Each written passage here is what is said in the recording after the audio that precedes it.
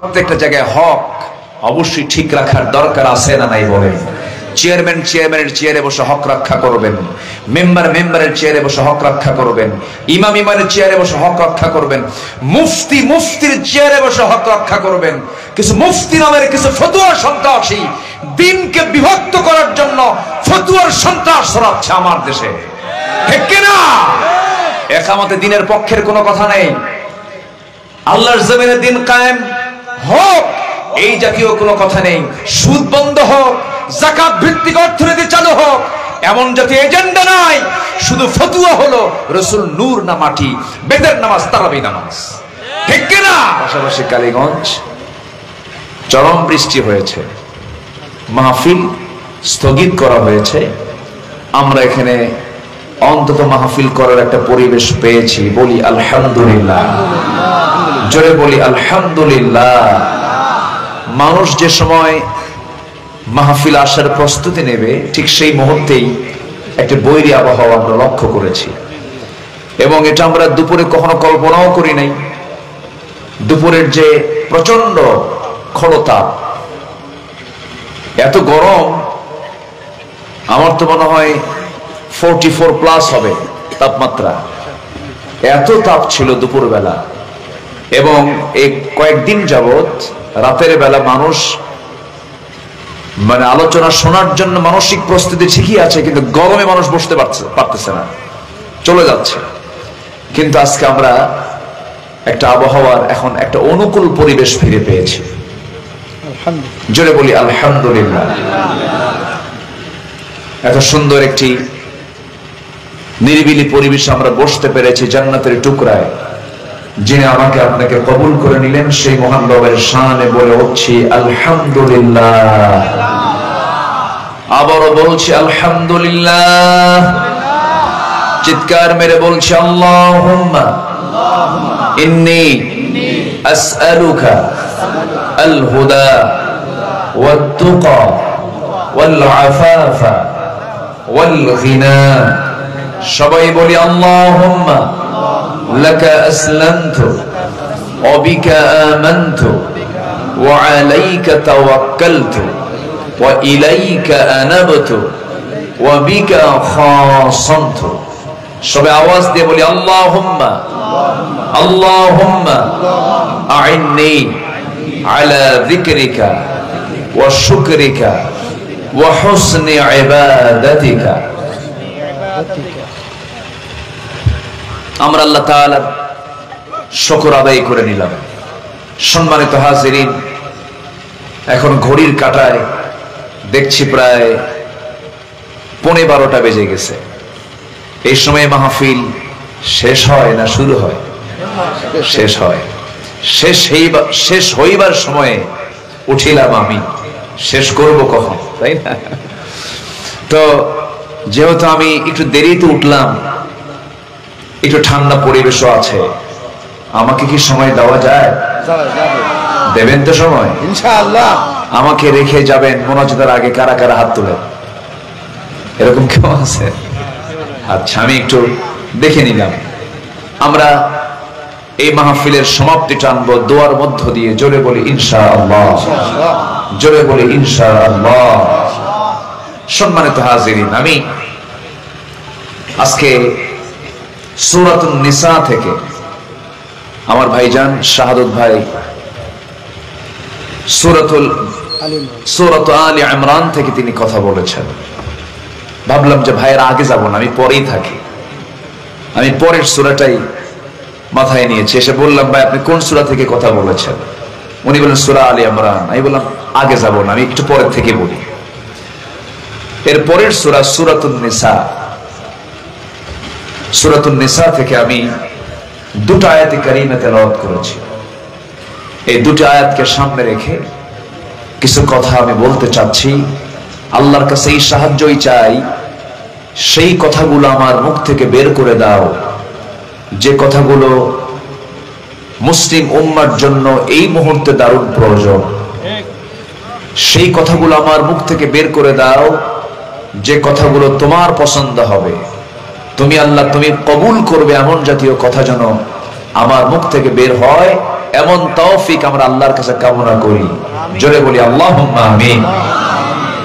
ভাইরা, এটা কিন্তু কোনো গতানুগতিক কোনো জনসভা নয়, গতানুগতিক কোনো সমাবেশ এটা নয়। এটা হলো একটা ইবাদতের জায়গা, এটা একটা হচ্ছে বরকতের জায়গা।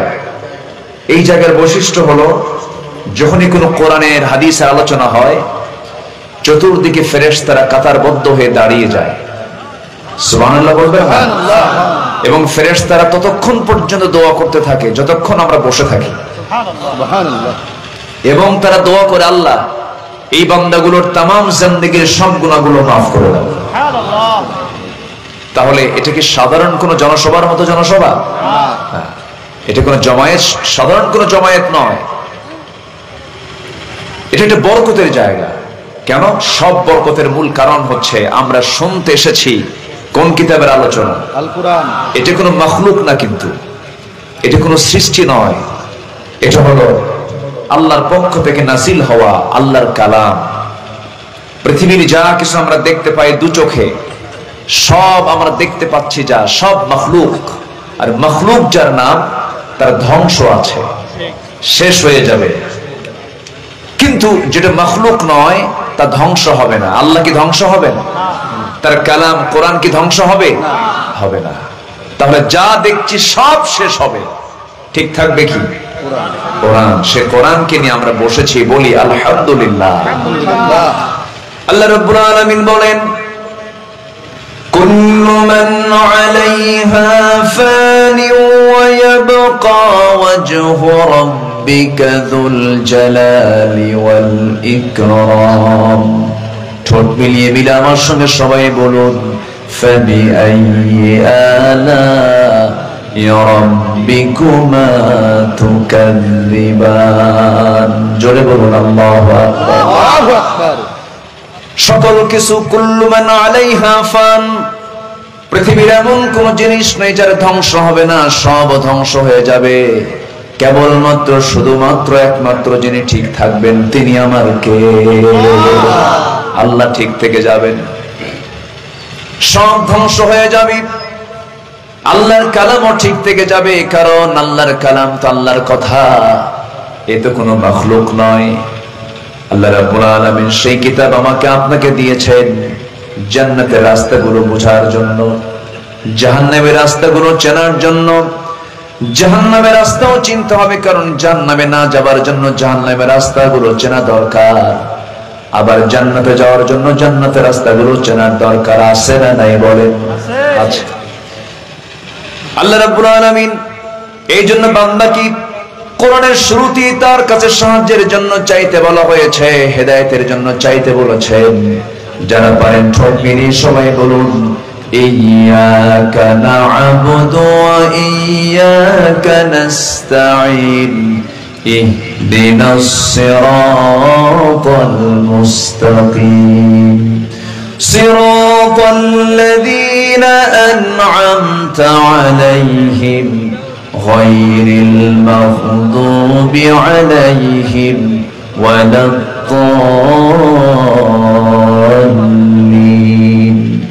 আমরা চাইবো একমাত্র কার কাছে? আল্লাহর কাছে। ইবাদত করব কার? দাসত্ব মেনে চলবো কার? এবং হেদায়েত চাইবো কার কাছে? হেদায়েতের মালিক তো আল্লাহ। পৃথিবীর কোন মানুষ আমাকে হেদায়েত দিতে পারবে না।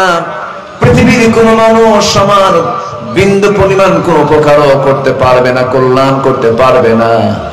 দুনিয়ার সমস্ত মানুষ ক্ষতি করার জন্য সব যদি এক জায়গায় হয়ে যায়, আইয়াদুরুক, চুল পরিমাণ তোমার ক্ষতি সাধন কখনো করতে পারবে না। লাইয়ানফাউক, তোমার উপকারও করতে পারবে না। যদি আল্লাহ তোমার কল্যাণ না চান, কেউ তোমার উপকার করতে পারবে না।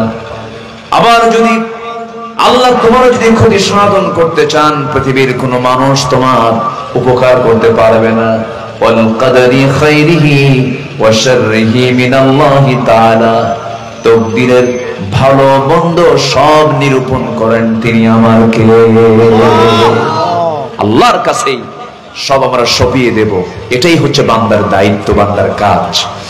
আমি যেখান থেকে কথা বলেছি সে আয়াতটা হলো একটা হক সম্বলিত আয়াত। পৃথিবীতে সবচেয়ে বেশি নষ্ট হচ্ছে কি বলেন তো? বলেন, হক, তাই না? এই চেয়ারটা কি এতিমের মতো ফাঁকা থাকবে? এই চেয়ারে কেউ বসার নাই? একটু বসেন, চেয়ারটা একটু পিছনে নিয়ে, একটু পিছনে না নিয়ে বসেন, ব্যাস। চেয়ারটা ফাঁকা থাকলে কেমন হয়? সামনে কাতার সোজা করুন, সামনের কাতার পূরণ করুন, ঠিক আছে না? এরকম আছে। তো এই পৃথিবীতে আজকে সবচেয়ে বেশি নষ্ট করছে মানুষ হক, রাইটস। হকের ইংরেজি হচ্ছে রাইটস, আর বাংলা হলো অধিকার। বাংলা কি বলেন তো? অধিকার। যেরকম হিউম্যান রাইটস, মানবাধিকার। তো পৃথিবীতে আজকে দেশে দেশে জনপদে সবচাইতে বেশি যেটা ক্ষতিগ্রস্ত হচ্ছে, ক্ষতি করা হচ্ছে, সেটা হচ্ছে হকের অধিকারকে নষ্ট করা হচ্ছে, হককে নষ্ট করা হচ্ছে। আল্লাহ তাআলা এই আয়াতের ভিতরে তিনটা হকের কথা বলেছেন। আজকে আমার আলোচনার সাবজেক্ট হচ্ছে হক। সাবজেক্ট কি বলেন তো? হক। এই হক নিয়ে আমি আজকে একটু লম্বা সময় নিয়ে আমি কথা বলতে চাচ্ছি। যদি আপনি শুনতে চান আমি শোনাবো, জোরে বলি ইনশাআল্লাহ। সম্মানিত ভাইরা, যদি কোনো বান্দা হক নষ্ট করে আল্লাহর সামনে যায়, আল্লাহ তাকে মাফ করবেন না। যেরকম ঋণ করে যাওয়া, এটি কি হক নষ্ট নয়? আসতে বলে আমার রাসূল, কোন ঋণগ্রস্ত ব্যক্তি যদি কেউ ঋণ করে মারা যেত, রাসূল তার জানাজায় যেতেন না। মনে হয় রাগ করতেছেন আপনারা আমার কথা শুনে। হাদিস আছে না? আছে তো, সহিহ বর্ণনা। যদি কেউ ঋণ করে মারা যেত, রাসূল বলতেন, এই কথাও বলেছেন যে সে যদি শহীদ হয় তার শাহাদাত বানচাল হয়ে যাবে, ক্যান্সেল হয়ে যাবে। কারণ ঋণ করে যাওয়া মানে সে একজন ব্যক্তির হককে কি করেছে? নষ্ট করেছে। এবং সূরা নিসার যারা 11 নম্বর আয়াত পড়েছেন, মিন বাদি ওয়াসিয়াতিন ইউসি বিহা আও দাইন, অর্থাৎ যে ব্যক্তি মারা গেল, মৃত ব্যক্তির যে ওসিয়ত এটা পূরণ করো, এবং তার ঋণটাকে পরিশোধ করার পরে সম্পত্তির বন্টন তোমরা করো। আমার কথা কি বোঝা যায় ভাই? তাহলে আমার দেশে বেশি ঋণগ্রস্ত গরিব মানুষ না ধনী মানুষ? হ্যাঁ, ভালো করে ধনী মানুষ। হ্যাঁ, ওরা হচ্ছে ভিআইপি ঋণী। ওরা কি ঋণী বলেন তো? ভিআইপি ঋণী। যত বড় বড় গ্রুপের মালিক, আমি নাম বলবো না, নাম বললেই তো সব শিখবে। ধরেন টপ 10, মানে বিভিন্ন গ্রুপ, যারা গ্রুপের মালিক, যারা 14-15টা কোম্পানি এক জায়গায় হলে তখন গ্রুপ হয়ে যায়। হাজার হাজার কোটি টাকার মালিক একদিকে, আবার হাজার হাজার কোটি টাকার ঋণ আরেকদিকে। আছে না নাই? আচ্ছা, আপনি ঋণ করে মারা গেলেন, আপনি হাজার কোটি টাকার মালিক হয়েছেন, কিন্তু আপনি যে ঋণগ্রস্ত হয়ে দুনিয়া থেকে বিদায় নিলেন, আপনি হককে নষ্ট করে দুনিয়া থেকে বিদায় নিলেন। এই জন্য আল্লাহ তাআলা কোন হক নষ্টকারীকে ছাড় দিবেন না। আসুন, কি কি হক? তিনটা হকের কথা আল্লাহ তাআলা সূরা নিসার তেলাওয়াতকৃত আয়াতের ভিতরে আল্লাহ তাআলা উল্লেখ করেছেন। তিনটা হকের কথা 36 নম্বর আয়াতে আল্লাহ তাআলা তিনটা হকের কথা বলেছেন। কয়টা হকের কথা বলেছেন? তিনটা হক। আমি ভূমিকায় যাব না, সোজা আমি আলোচনার দিকে চলে যাচ্ছি। তাহলে আমরা একটা বিষয় ক্লিয়ার হলাম, সেটা হলো আমরা ঋণী হতে চাই, ঋণী থাকতে চাই না ঋণ মুক্ত হতে চাই? ঋণ মুক্ত হতে চাই। আচ্ছা, কাউকে ঋণ দেওয়া নিরাপদ না ঋণ নেওয়া নিরাপদ? বলেন তো, একটু আস্তে আস্তে কোন, কেন একটু ভালো করে বলেন। ঋণদাতা বিপদে থাকে না ঋণ গ্রহীতা বিপদে থাকে? হ্যাঁ, আজকের সমাজের কথা বলছি। ঋণদাতা বিপদে না ঋণ গ্রহীতা বিপদে? কিন্তু আখিরাতে কে বিপদে? ঋণ গ্রহীতা বিপদে। তাহলে আপনি কাউকে ঋণ দিবেন, ঋণ দেওয়া হচ্ছে দানের চাইতে বেশি সওয়াবের কাজ। আপনি কাউকে কারজে হাসানা দিলেন, আপনি কাউকে ঋণ দিলেন, এটা দানের চাইতেও কয়েক গুণ বেশি সওয়াব। কিছু কিছু বর্ণনা পাওয়া যায় 18 গুণ বেশি সওয়াব হলো কর্জে হাসানা দিলে পরে। কিন্তু আপনি কর্জে হাসানা দিচ্ছেন, আজকের এই সমাজের যে চিত্র, যে টাকা করজ দেয় সে বিপদে, না যে করজ নেয় সে বিপদে?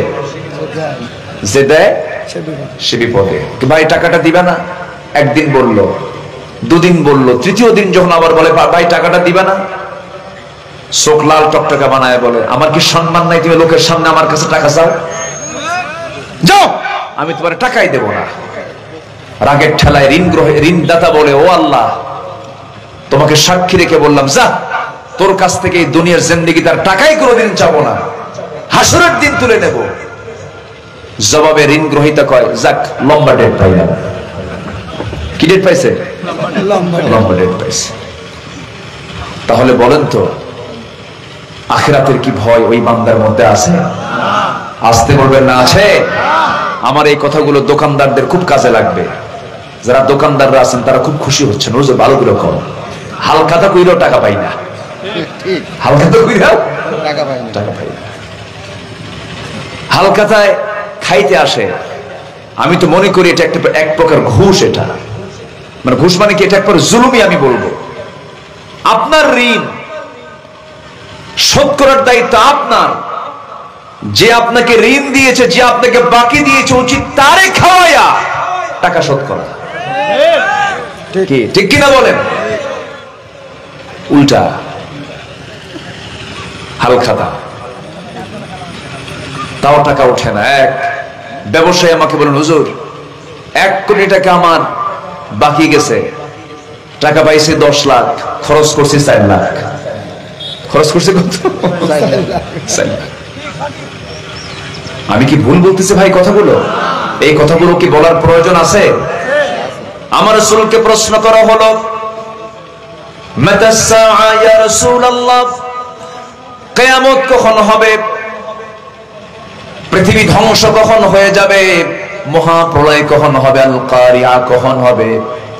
রাসূলকে যখন প্রশ্ন করা হলো, রাসূল বলেন ইদা উদিআতিল আমানাহ, যখন আমানত দায়িত্ব নষ্ট হয়ে যাবে, আমানত যখন থাকবে না, কারো সম্পদ দখল করে নেওয়াকে যোগ্যতা মনে করা হবে, অন্যের হক নষ্ট করে ফেলাকে যোগ্যতা মনে করা হবে, যে যে পদের যোগ্য নয় সেই পদে একটা লোক যখন বসে যাবে, অযোগ্য লোক যখন চেয়ারে বসবে, তুমি ভাববে কিয়ামত অতি নিকটে।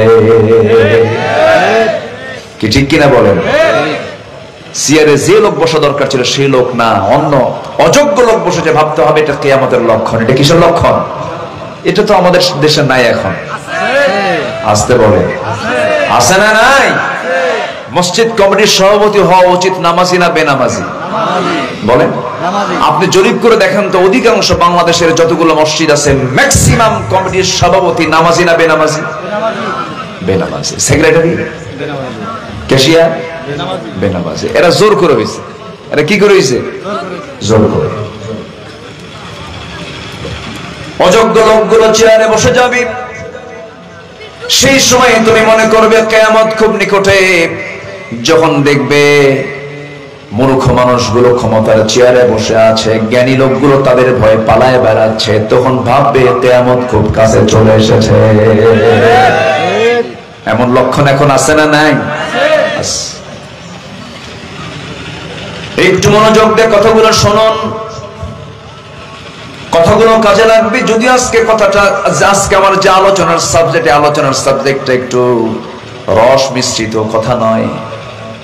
এই হক নিয়ে কথা বলা মানে কারো কারো গায়ে লেগে যাবে। যেরকম বোনের সম্পত্তি মেরে খাওয়া ভাই যদি এখানে থাকে ভাল লাগবে না? এরকম লোক তো সাতক্ষীরাই নাই, আছে আছে আছে নেই মানে? হ্যাঁ, বোনের সম্পত্তি মেরে খায়, এতিমের সম্পত্তি মেরে খায়। এতিমের বাপ মারা গেছে, নিজের আপন বড় ভাই মারা গেছে, ভাতিজা দুনিয়াতে রেখে চলে গেছে, আপন চাচা এতিম ভাতিজার সম্পদটা, রাস্তার ধারের যে জায়গাগুলো সব নিজের নামে দলিল করে ভাতিজাকে ঠকায় দিছে। 10 লক্ষ টাকা শতাংশের জায়গা নিজের নামে চাচা লিখে নিয়ে ভাতিজার নামে যেগুলো 50,000 টাকা শতক, 20,000 টাকা শতকের জমিটা ভাতিজার নামে রেখে দিয়েছে। আপনি শতক মিল রেখেছেন, কিন্তু আপনি জমির কদর অনুযায়ী আপনি দলিল করেন না, আপনি জাহান্নামী। আস্তে কোন কেন, ঠিক কিনা? এগুলো হক, এগুলো কি হক। কপাল খালি কালো বানালে হবে না। হ্যাঁ, কপাল শুধু কালো বানালে হবে না। কপাল কালোওয়ালা, লম্বা জুব্বাওয়ালা, লাল টকটকে দাড়িওয়ালা, দেখে মনে হয় জিব্রাইলের মতো। সূরাতে জিব্রাইল সিরাতের শয়তান আছে না নাই? এগুলো বদমাইশ। কোন হক আমরা নষ্ট করব না, জোরে বলি ইনশাআল্লাহ। হক কি জিনিস দেখেন, টুপির হক হলো, টুপি কোথায় থাকে বলেন তো? মাথায়। এই যে মাথায়, আমার মাথায়, এই যে ভাইয়ের মাথায়। টুপি এখন মাথায় না দে, হাঁটুতে দেন, এটা কি টুপির হক আদায় হলো? আচ্ছা, আলেম থাকবে, একজন বক্তা থাকার কথা উচিত কোথায়? মঞ্চে না? মঞ্চে থাকা উচিত না? ওনার দায়িত্ব হলো মানুষকে দিনের পথে উদ্বুদ্ধ করা, দিনের পথে ডাকা।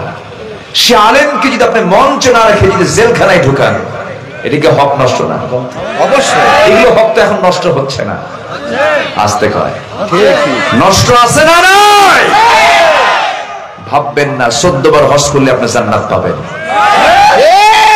হক আগে ঠিক করুন। বইয়ের হক আদায় করেন এমন স্বামী সাক্ষীরা আছে না নাই? নিজের বইয়ের হক আদায় না করে অন্যের বইয়ের হক আদায় করে। করতেছেন নাকি? আজকের সাবজেক্ট যা ধরছি আমি, আজকে কারো পায়জামা থাকবে না। একটু মনোযোগ দেখো। আজকে পরিবেশ অনেক সুন্দর, মানে ঠান্ডা পরিবেশ, তো মানুষ বসে আরাম পাবে। আমি এই কয়েকদিন ধরে আলোচনা করে নিজেও আমি তৃপ্তি পাচ্ছি না, কেন প্রচুর গরম, তো ব্রেনও কাজ করে না, জনগণের ব্রেনও কাজ করে না। গরম হলে তো যে অবস্থা খারাপ। আল্লাহ তাআলা আজকে একটা অনুকূল পরিবেশ তৈরি করেছেন, বলি আলহামদুলিল্লাহ। সুন্দর। তাহলে হক আদায় করতে হবে নিজের বউ না পরের বউয়ের? নিজের বউ। বিয়ে করছে, বউটা একটু কালো হয়েছে। সাধক ভাই নতুন বিয়ে করছে, বউটা একটু কালো। তো কালো বউ হওয়ার কারণে 3 দিন পর্যন্ত ভালোই, 4র্থতম দিনে খালি কান্দে। কে তুই নতুন বিয়ে কইরা বউ পালি ঘরে, নতুন বউ ঘরে থাকাতে তুই চোখে পানি কেন? বউটা একটু কালো তো। বলে যে আমার বউটা কালো হয়েছে। সুমনের বউ দেখতে কত সুন্দর, দেখেন নজর গেছে সুমনের বউয়ের দিকে। বলেন তো এটিকে ওর চোখের হক নষ্ট না? আস্তে কয় কি চোখের হক নষ্ট হলো কিনা বলেন? এই চোখ দিয়ে দেখতে হবে অন্যের বউ না নিজের বউ? দেখে কার বউ? অন্যের বউ। নষ্ট। সবকিছুর হক আছে। হাতের হক আছে না নাই? এমনি থাপ্পড় মারা? এই হাতের হক কি এমনি একজনের বিরুদ্ধে রায় দেওয়া? এই হাতের হক কি অন্যায় করে একজনের বিরুদ্ধে মামলা দেওয়া? বিচার হবে কিয়ামতের দিন, আদালতে, আখিরাতে। হক নষ্ট করা যাবে না। আল্লাহ রাব্বুল আলামিন এক জায়গায় বলছেন, ইন্নাল্লাহা ইয়া'মুরুকুম আন তু'আদ্দুল আমানাতি ইলা আহলিহা ওয়া ইযা হাকামতুম বাইনান নাসি আন তাহকুমু বিল আদল ইন্নাল্লাহা নি'মা ইয়া'iদুকুম বিহি। জোরে বলুন আল্লাহু আকবার। আল্লাহু আকবার। তোমরা আমানত রক্ষা করো, যখন বিচার করতে যাবি আদলটাকে ঠিক রাখো, আদালত ঠিক রাখো, সমতা ঠিক রাখো। ইয়াদিলু হুয়া আকরাবু লিত্তাকওয়া, ইতিদাল ঠিক রাখবা, বিচার ঠিক রাখবে, এটাই হলো সবচেয়ে বড় তাকওয়া। জোরে কোন সুবহানাল্লাহ। বুজুর্গি পট্টির মধ্যে নাই, বুজুর্গি তসবির মধ্যে নাই, বুজুর্গি শুধু লম্বা জুব্বার মধ্যে নাই, বুজুর্গি শুধু হজের মধ্যে নাই, বুজুর্গি হলো হক রক্ষার মধ্য দিয়ে। আজকের সমাজ সব ওলট পালট হয়ে গেছে। একটা রূপক কথা বলছি, বাস্তব না, রূপক, বোঝানোর জন্য। রাষ্ট্র ঘোষণা করেছে যে সমস্ত পরিবারে 5টা সন্তান থাকবে তাকে রাষ্ট্র প্রতি মাসে 30,000 টাকা করে সেই পরিবারে রাষ্ট্র কর্তৃক তাদেরকে মাসিক ভাবে তাদেরকে কি দেওয়া হবে? এটা ভাতা দেওয়া হবে, ভাতা দেওয়া হবে, মাসিক ভাতা এটা দেওয়া হবে, এটা পুরস্কার ঘোষণা করেছে। তো এক বেচারির ঘরে হলো 4টা সন্তান, 5টা পূরণ হয়নি। তো বউকে ডাক দিয়ে বলে, বউ রাগ করো না, আমার এক বান্ধবী ছিল, খুব ভালো সম্পর্ক ছিল, বান্ধবী হওয়ার সুবাদে ওর সঙ্গে আমার কিছু সম্পর্ক ছিল, ওই পক্ষের একটা বাচ্চা আছে, ওটা নয় নিয়ে আসি, অন্তত এই ভাতা তো বাদ দেওয়া যাবে না, ছেড়ে দেওয়া যাবে না। বউ বলছে যাও নিয়ে আসো। তো নিয়ে আসছে 4টা, 5টা পূরণ করার জন্য সে তার অবৈধ সন্তান, গার্লফ্রেন্ড ছিল, সেই সুবাদে হওয়া সন্তান নিয়ে চলে আসছে। তো ওই সন্তান নিয়ে এসে যখন বাড়িতে ঢুকছে, এসে দেখে এই বাড়ির 2 সন্তান নাই। তো বউকে বলে, কি ব্যাপার, 5টা পূরণ করবো, তো এই বাড়ি তার 2টা দেখতেছি না। তুমি শুধু জানো রাষ্ট্রের ঘোষণা, সবাই জানে যার যে 2 সন্তান সে নিয়ে চলে গেছে। কথা কি বুঝতেছেন? বউ খোঁজে হলো বয়ফ্রেন্ড, স্বামী খোঁজে গার্লফ্রেন্ড। এগুলো কি হক নষ্ট নয়? আসতে কয়, এগুলো কি হক নষ্ট নয়? এগুলো কেন হচ্ছে? আমার দেশে আমদানি হচ্ছে ভারতীয় সিনেমা, কলকাতা ওই সমস্ত সিরিয়াল গুলো যুব সমাজ, পরিবার সব নষ্ট করে দিচ্ছে, সব শেষ করে দিল। চরিত্র বলতে কিচ্ছু নাই, সব ধ্বংসের দিকে। আজকে আমরা হকটাকে রক্ষা করব, জোরে বলি ইনশাআল্লাহ। কোন স্বামী যদি স্ত্রীর দিকে মুস্কি হাসি মারে, ফেরেশতারা তার আমলনামায় সওয়াব লেখে। কোন স্ত্রী যদি তার স্বামীকে সন্তুষ্ট করার জন্য একটু মুস্কি হাসি দেয়, ফেরেশতারা সন্ধ্যা পর্যন্ত এই মহিলার জন্য দোয়া করে। এগুলো হক, এগুলো কি হক? এগুলো কিন্তু এই শান্তিগুলো সব দূর হয়ে গেল। স্বামী স্ত্রীর মধ্যে মহব্বত নাই, পরিবারে আজকে আগুন দাও দাও করে জ্বলতেছে। শুধুমাত্র কারণ হলো ইসলাম না থাকার কারণে। প্রত্যেকটা জায়গায় আজকে ইসলাম যদি বাস্তবায়ন থাকতো, এই সমাজের এই চিত্র হতো না। যুব সমাজগুলোকে ধ্বংস করে দেওয়া হয়েছে গেমস দিয়া, বিভিন্ন মাদক দ্রব্য দিয়া। ইয়াবা গুলো সহজেই পাওয়া যায়, নেশা দ্রব্য গুলো সহজেই পাওয়া যায়। যুবকদেরকে ধ্বংস করে দিচ্ছে হলো মাদক দিয়া, মেয়েদেরকে ধ্বংস করতেছে হলো ভারতীয়, ইন্ডিয়ান, কলকাতান সিরিয়াল গুলো দিয়া। ওরা নোংরামি শিখতেছে এই সমস্ত অপসংস্কৃতি গুলো দেখে দেখে, এই সমস্ত অপসংস্কৃতি গুলো দেখে দেখে, এই বিষয়গুলো শিখে শিখে হক গুলো নষ্ট করতেছে। যে যার হক তার কাছে দিচ্ছে না, নোংরামি গুলো করতেছে। এই জন্য আল্লাহ রাব্বুল আলামিন বলছেন, বান্দারে হক নষ্ট করো না। কিয়ামতের দিন প্রথম প্রশ্ন হবে হক নিয়া। আমি আল্লাহ তাআলা হকের বিচারটা আগে করব। নামাজটা কার হক? আসতে বলবেন না কার হক? কিয়ামতের দিন প্রথম প্রশ্ন হবে কি নিয়া? আসতে বলবেন না কি নিয়া? বলে নামাজ নিয়া। আল্লাহ রাব্বুল আলামিন সূরা নিসার 36 নম্বর আয়াতে 3টা হক নিয়ে কথা বলেছেন। আসন্ন সে আয়াতের দিকে আস্তে আস্তে চলে যাই। মহান রব্বুল আলামিন সুন্দর করে বলছেন, ওয়া'বুদুল্লাহা ওয়া লা তুশরিকু বিহি শাইআন ওয়া বিল ওয়ালিদাইনি ইহসানা ওয়া বিযিল কুরবা ওয়াল ইয়াতামা ওয়াল মাসাকিনি ওয়াল জারি যিল কুরবা والجار الجنب والصاحب بالجنب وابن السبيل وما ملكت أيمانكم إن الله لا يحب من كان مختالا فخورا جربون الله أكبر আল্লাহ রাব্বুল আলামিন আগে তার হকের কথা বলেছেন। এক নম্বরে কার হক? আসতে বলবেন না কার হক? আমরা ইবাদত গুলো করবো কার? কারণ তিনি ইবাদত পাওয়ার একমাত্র যোগ্য। আমার আল্লাহ ইবাদতের একমাত্র যোগ্য, কারণ তিনি সূর্য আমাকে দিয়েছেন, চন্দ্র আমাকে দিয়েছেন, আকাশ আমাকে দিয়েছেন, জমিন আমাকে দিয়েছেন, সাত সমুদ্র আমাকে দিয়েছেন, অক্সিজেন আমাকে দিয়েছেন, সকল প্রাণীগুলো আমার খাদেম বানায় দিয়েছেন। আল্লাহ সুন্দর করে বলছেন, হুয়াল্লাযী খালাকা লাকুম মা ফিল আরদি জামিআ, তিনি সেই মহান সত্তা যিনি তোমাদের জন্য গোটা পৃথিবীর যত সৃষ্টিগুলো সব তোমাদের জন্য আমি আল্লাহ সৃষ্টি করে দিয়েছি। সমস্ত প্রাণী জগৎকে তোমার খাদেম বানায় দিয়েছি। আকাশ তোমার জন্য বানাইছি, জমিন তোমার জন্য বানাইছি, এই বিশাল সূর্য তোমার জন্য বানাইছি। এই সূর্য কি কখনো অস্তমিত হয়? এই সূর্য কি কখনো হেরে যায় না? দুনিয়াতেই থেকে যায়। এই যে আমরা এখন বাংলাদেশের জমিন অবস্থান করছি, এখন সূর্যটা আমাদের চোখে পড়ছে না, আমরা অন্ধকারে চলে আসছি। আসলে সূর্য হেরে গেছে না আছে?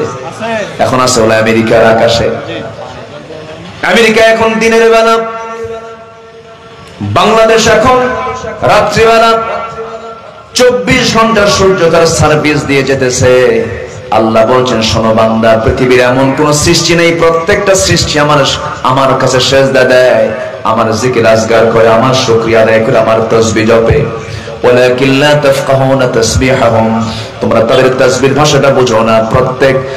প্রত্যেক সৃষ্টি সবগুলো তাসবিহ প্রকাশ করে কার? আসতে বলবেন না কার? বান্দার দায়িত্ব হলো কার? শুকর আদায় করা। 1 নাম্বার কার হক আদায় করা? আল্লাহর হক আদায় করা। আল্লাহ রাব্বুল আলামিনের জন্য বলছেন, বান্দা 1 নাম্বার হক হলো আমার তুই দাসত্ব করবি, আমার হুকুমকে মেনে চলবি। ওয়াবুদুল্লাহ, ইবাদত কাকে বলে? ইবাদতের লম্বা সংজ্ঞা আমি না দিয়ে শুধু 1 লাইনে বলে দিতে চাই। ইবাদতের শর্ট সংজ্ঞা হলো, বান্দা সমস্ত কাজগুলো করবে বান্দার ইচ্ছায় না আল্লাহর ইচ্ছায়। আসতে বলে না, বান্দা তার নিজের ইচ্ছায় করবে না, আল্লাহর ইচ্ছায় করবে।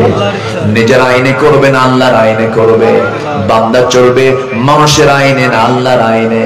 কিন্তু দুঃখজনক হলো সত্য, আজকে সমাজ রাষ্ট্র চলছে বান্দার আইনে না আল্লাহর আইনে।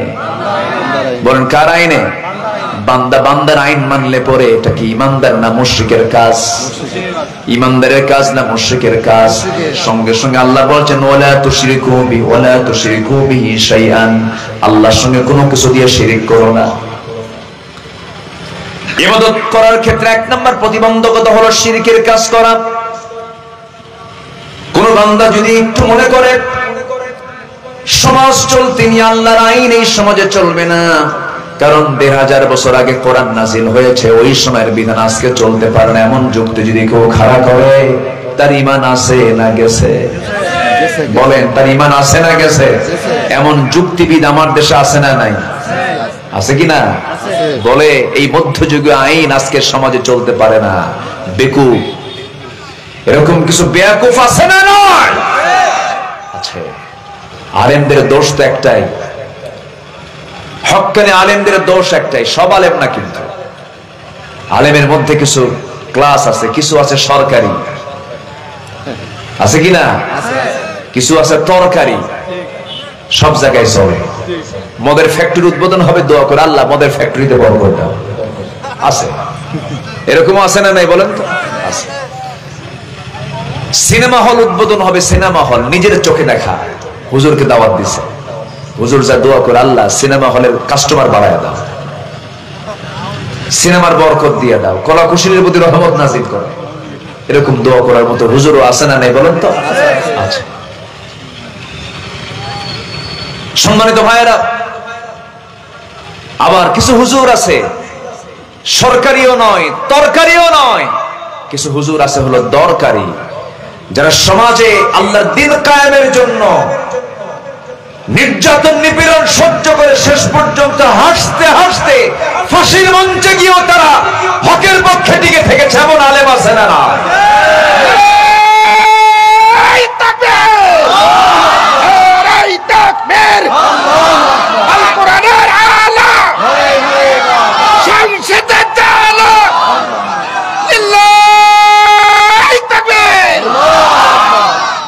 এই যে মুরব্বী একটা স্লোগান দিলেন, এটাও অনেকের গায়ে চুলকানি শুরু হয়, আছে কিনা?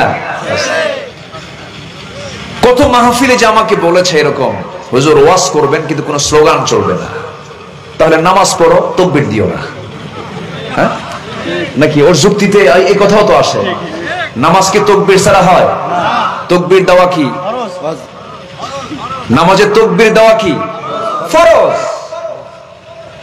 তাকবীর ছাড়া নামাজ হবে নাকি? আল্লাহু আকবার না বললে তো নামাজই হবে না। সম্মানিত ভাইরা, তাহলে তাকবীর নামাজে দরকার আছে না নাই? নামাজে তাকবীর লাগে, তুমি সমাজে তাকবীর দিবা না। নামাজে তাকবীর মানবা, সমাজে তাকবীর মানবা না, তোমার ঈমান আছে না গেছে? তাকবীর দেওয়া কার হক? আল্লাহ। আসতে বলবেন না, কার হক? আল্লাহর হক। সম্মানিত ভাইরা, তাকবীর শুনলে অনেকের গা জ্বলে, কেন জানেন? এর কারণ হলো ওর কাছে আল্লাহর আইন বরদাস্ত হয় না। যাদের কাছে আল্লাহর আইন বরদাস্ত হয় না তাদের কাছে এই তাকবীর পছন্দ হয় না। যে তাকবীরকে পছন্দ করে না তার জানাজা না হওয়া দরকার, কারণ জানাজাতেও তাকবীর আছে, আছে না? বলেন, জানাজা তো কি আছে?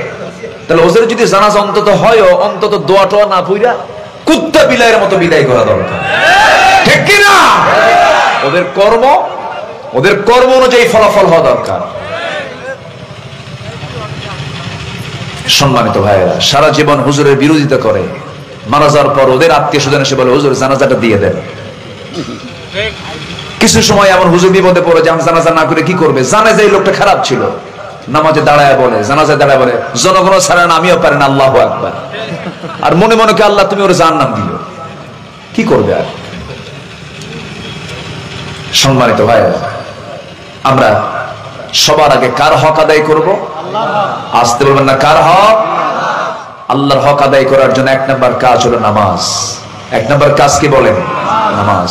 আল্লাহ তাআলা রাসূলকে দিয়েছেন এক নাম্বার কর্মসূচি, কিসের বলেন? নামাজের কর্মসূচি। কিন্তু আজকে নামাজের কর্মসূচি অনেকেরই নাই। নামাজের কর্মসূচির জন্য কই যান? কোন যাওয়া নাই, বসেন না, বসেন। আপনি থাকলে আমি প্রাণ পাবো, বসেন। করতেছেন থাকেন না, কি আছে? মোনাজাত পর্যন্ত থাকবেন জি, ইনশাআল্লাহ। একটু ঘুরে আসি, একটু ঘুরে আসবেন, জনগণ যদি যায় আমরা একটু ঘুরে আসি। আচ্ছা ঠিক আছে, একটু মজা করলো। আপনি এখানে বসেন। কষ্ট হচ্ছে নাকি আপনাদের? কোনো সমস্যা নাই তো? আচ্ছা, তাহলে মুসলমানদের এক নম্বর কর্মসূচি হবে কিসের কর্মসূচি বলেন তো? নামাজের। নামাজ আছে যেখানে আমরা আছি, যে দলে নামাজের কর্মসূচি নেই সেই দলে আমাদের যাওয়ার দরকার নেই। নামাজবিহীন দল আছে না নাই? আছে। আছে কি না? আছে। যে দলের নেতাই হলো শ্রী রামায়ণ চন্দ্র দাস, নামাজ খুঁজে পাবেন কেমন? আছে না নাই বলেন? আমি হিন্দু ভাইকে কটাক্ষ করছি না, আবার ভুল বুঝবেন না। ভিন্ন খাতে আমার কথাকে প্রবাহিত করবেন না। আমার দেশে হিন্দু মুসলিম মিলেমিশে থাকা, এটা হাজার বছরের ইতিহাস ও ঐতিহ্য। আমরা মন্দিরে কখনো হামলা করতে বলি না। আমরা হিন্দু ভাইদের কোন মন্দিরের মূর্তিকে আমরা গালি দিতে বলি না। তারা তাদের স্বাধীনতা নিয়ে ধর্ম পালন করবে, এতে মুসলমানদের কোনো আপত্তি, ইসলামের কোনো বাধা নাই। কিন্তু মুসলমান কেন দুর্গা পূজায় যায়, এখানে কথা আছে, ঠিক কিনা বলেন? মুসলমান কেন দুর্গা পূজায় যাবে?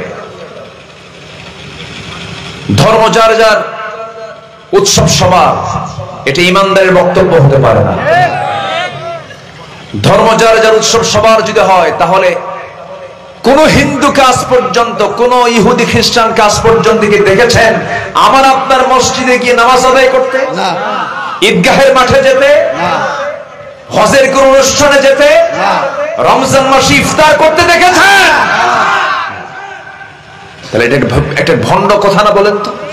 রং কথা না এটা? ধর্ম যার যার, উৎসব সবার, বউ যার যার, হক সবার, চাকরি যার যার, বেতন সবার। রাগ করতেছেন নাকি আপনি? চাকরি যার যার, বেতন তার তার, বউ যার যার, হকও তার তার, ধর্ম যার যার, উৎসব তার তার। উৎসব তো সবার হবে না।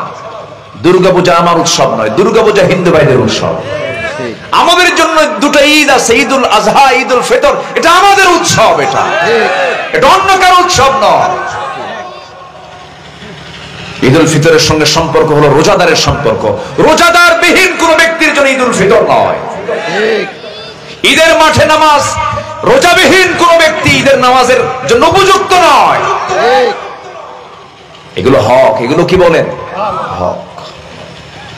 তাহলে আল্লাহর হক আমরা এক নম্বর আদায় করবো। ইবাদত করবো কার? নামাজ পড়বো কয় ওয়াক্ত? আসতে হলে নামাজ পড়বো কয় ওয়াক্ত? 5 ওয়াক্ত। নামাজকে আমরা কখনো ছেড়ে দেব না। নামাজ কেন্দ্রিক জীবনটা সাজায় নেব।